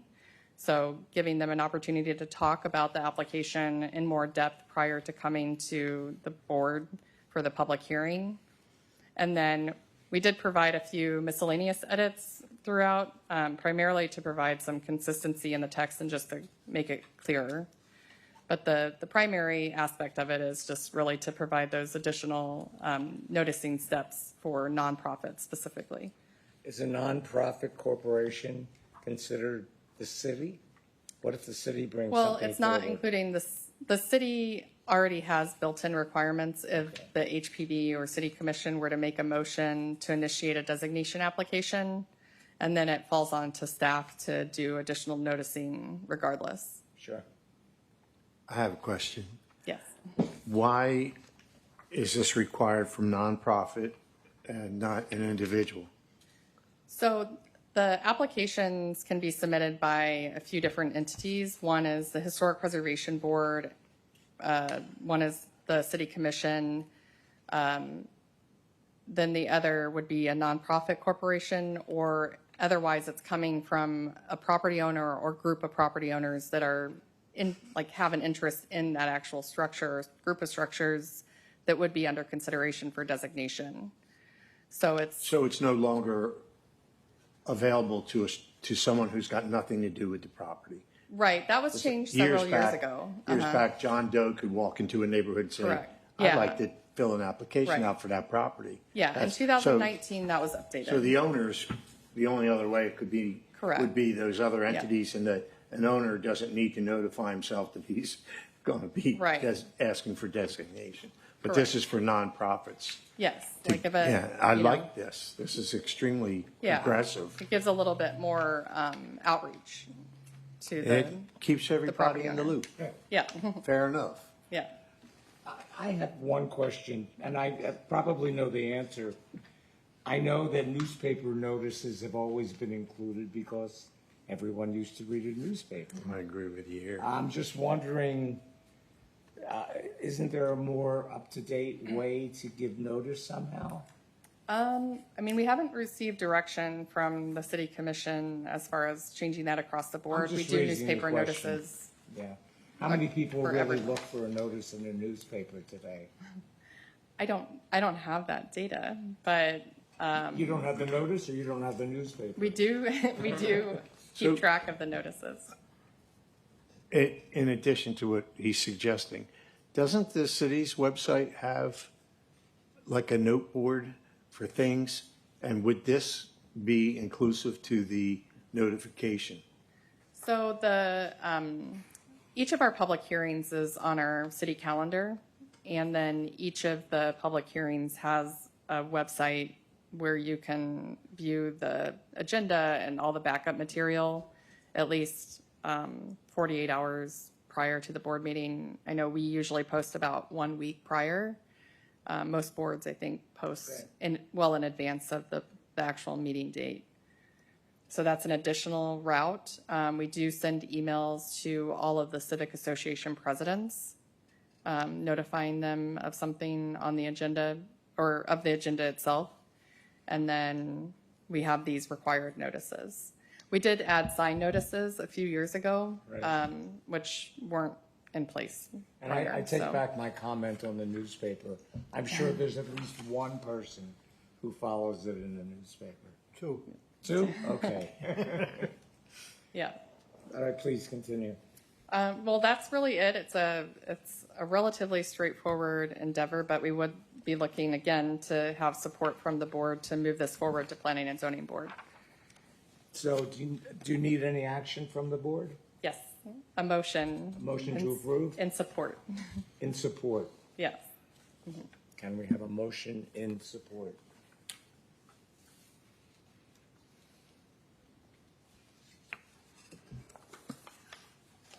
I just wish we could see just one little bit more effort to the owner of the property.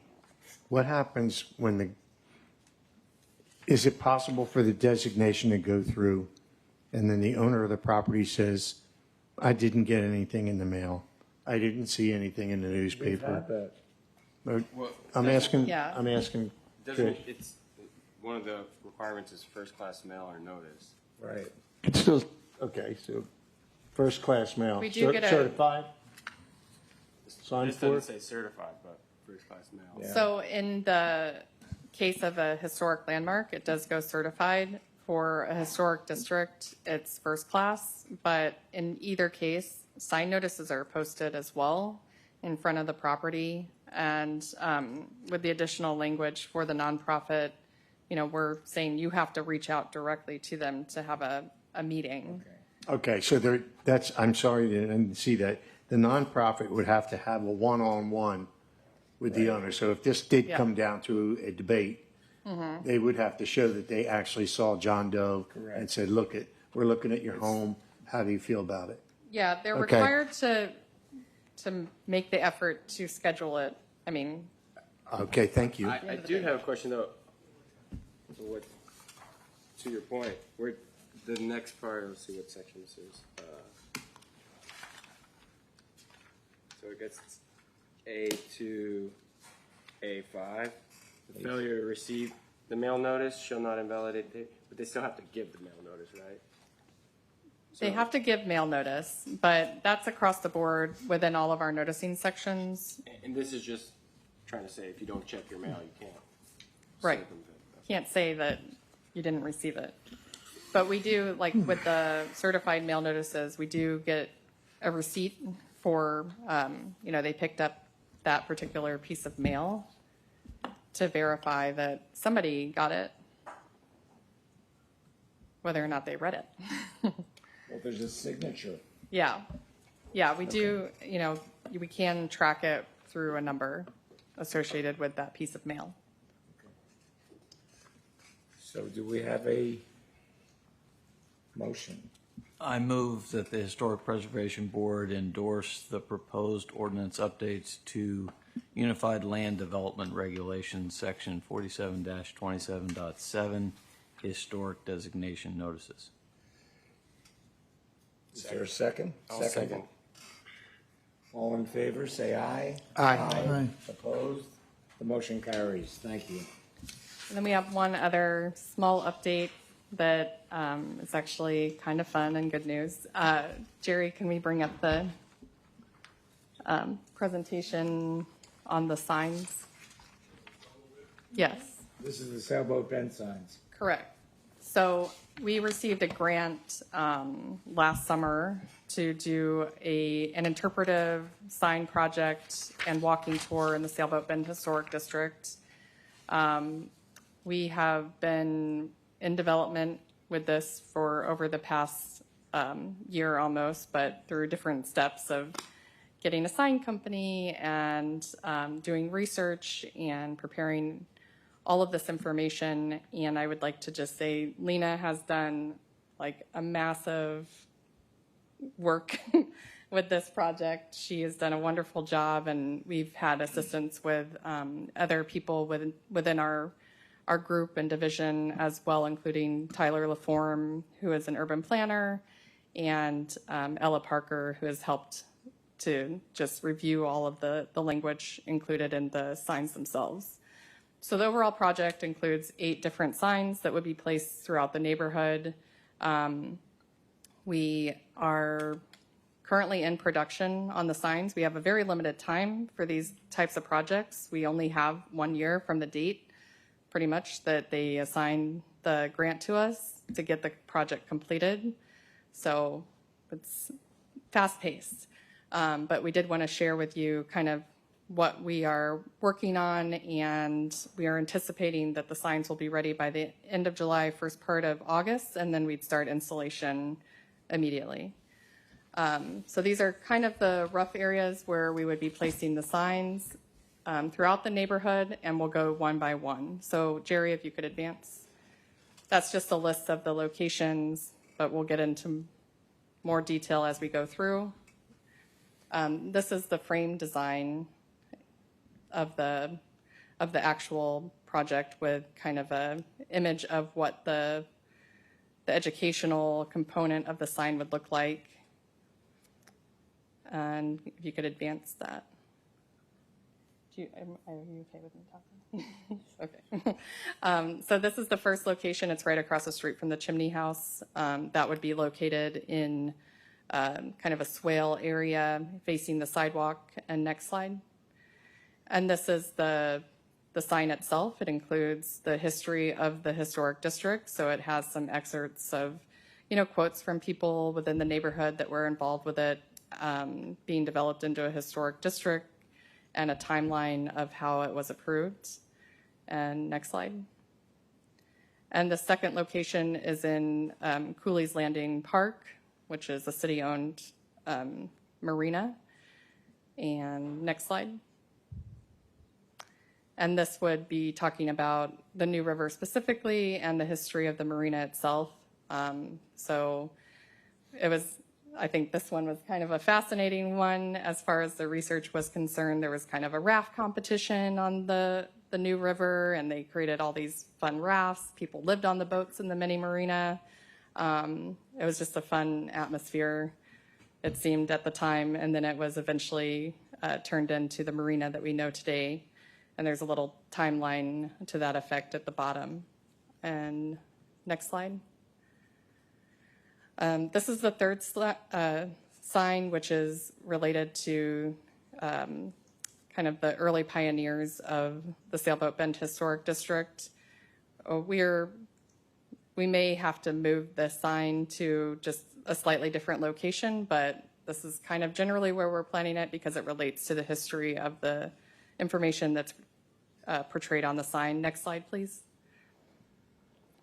And it talks about the history of the Commodore and his sister, Lady Claire, that lived next door to him, and kind of their involvement with the formation of Fort Lauderdale. The Commodore was involved with marketing and had a big sign when you entered Fort Lauderdale about fish and attracting people.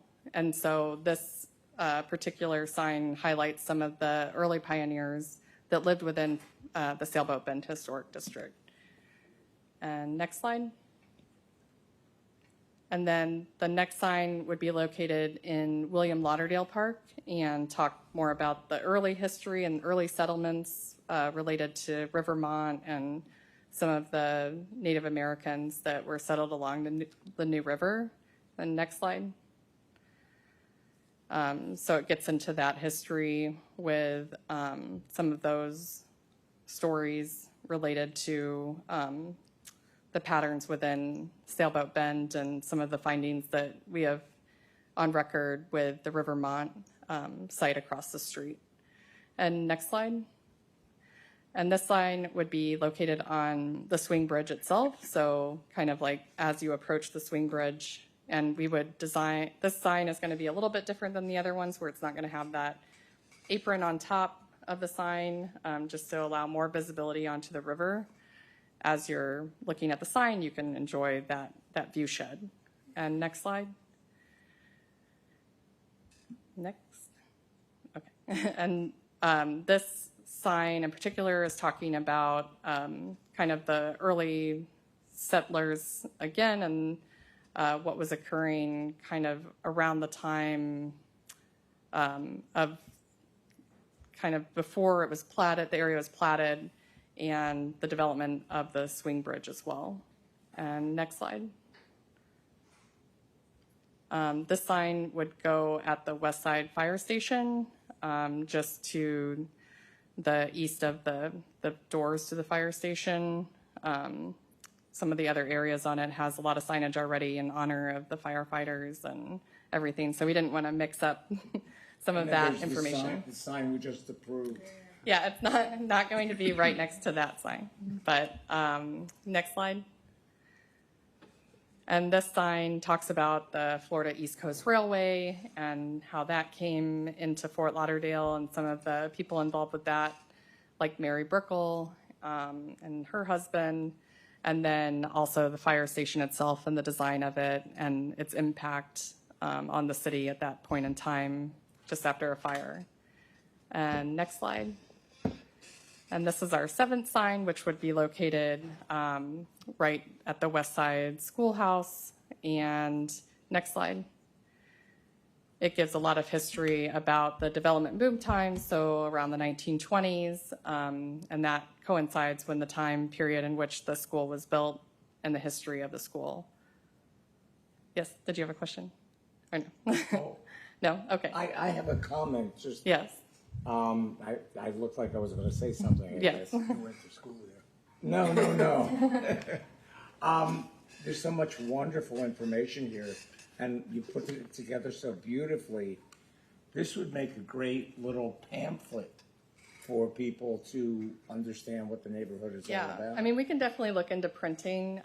It's Right. going to be displayed on a web application that's a digital walking tour Okay. as well. So My other quick question is, for a stranger to the neighborhood, how will they know to get from point 5 to point 6? yeah, that'll be part of the web application where we'll be putting in. No yellow brick road or no. something? Maybe in the future. Okay. Honestly, that was one of the first ideas. I mean, it will be great to mark the landscape as well, like to make the route visible, like material, not just web Right. or digital. I've noticed sometimes in hospitals now, they have a color-coded stripe that you follow to get to where you're going. We'll need another grant. I understand. But there's a lot of wonderful Yeah. information No, there. it really came together. It's amazing. And then the next slide, this is our last stop on the walking tour, which would be Townsend Park on the western side of Sailboat Bend. And next slide. And this is really focused on that post-war period and the development that occurred at that time, architectural styles throughout the neighborhood, and provides a fun timeline of housing development. I have a question. First of all, a lot of work went into this. From an artistic point of view, it seems very attractive, a lot of information. Who put it together and where did you get the information? So a lot of it started from a survey of the Sailboat Bend Historic District. Really, Sailboat Bend has been surveyed multiple times over the years. There was an updated survey in 2020, like finished in 2021. And part of that included a story map that really kind of talked about a lot of these subjects. And bouncing off of that, then Lena took a lot of that, initial information, but built on it even more so to just kind of find stories and develop information. And that came from a lot of newspaper articles, past research that was done. We have a few really good resources for the city of Fort Lauderdale history, including one book called Checkered Sunshine. And the Fort Lauderdale Historical Society has also been a major partner in this this project, giving us images and that they have on their files. Thank you. Yeah. I would, again, because it was, I think it's so spectacularly done, I would like you to capitalize on the previous that we put something together, or you put something together, handouts, make them available for businesses. I think we'll get some mileage, you can get mileage out of this. So we'll probably partner with the Historical Society to try to find a way where we can advertise there to visitors of that location. We'll be looking to kind of have a big announcement once we're ready, once the signs are installed, as kind of like a kickoff to having this sign program available. And I think I forgot to mention the signs themselves are bigger than the TV, maybe. It's 4 feet wide by 2 feet in height, so they're more kind of lengthwise, so you kind of read the panel.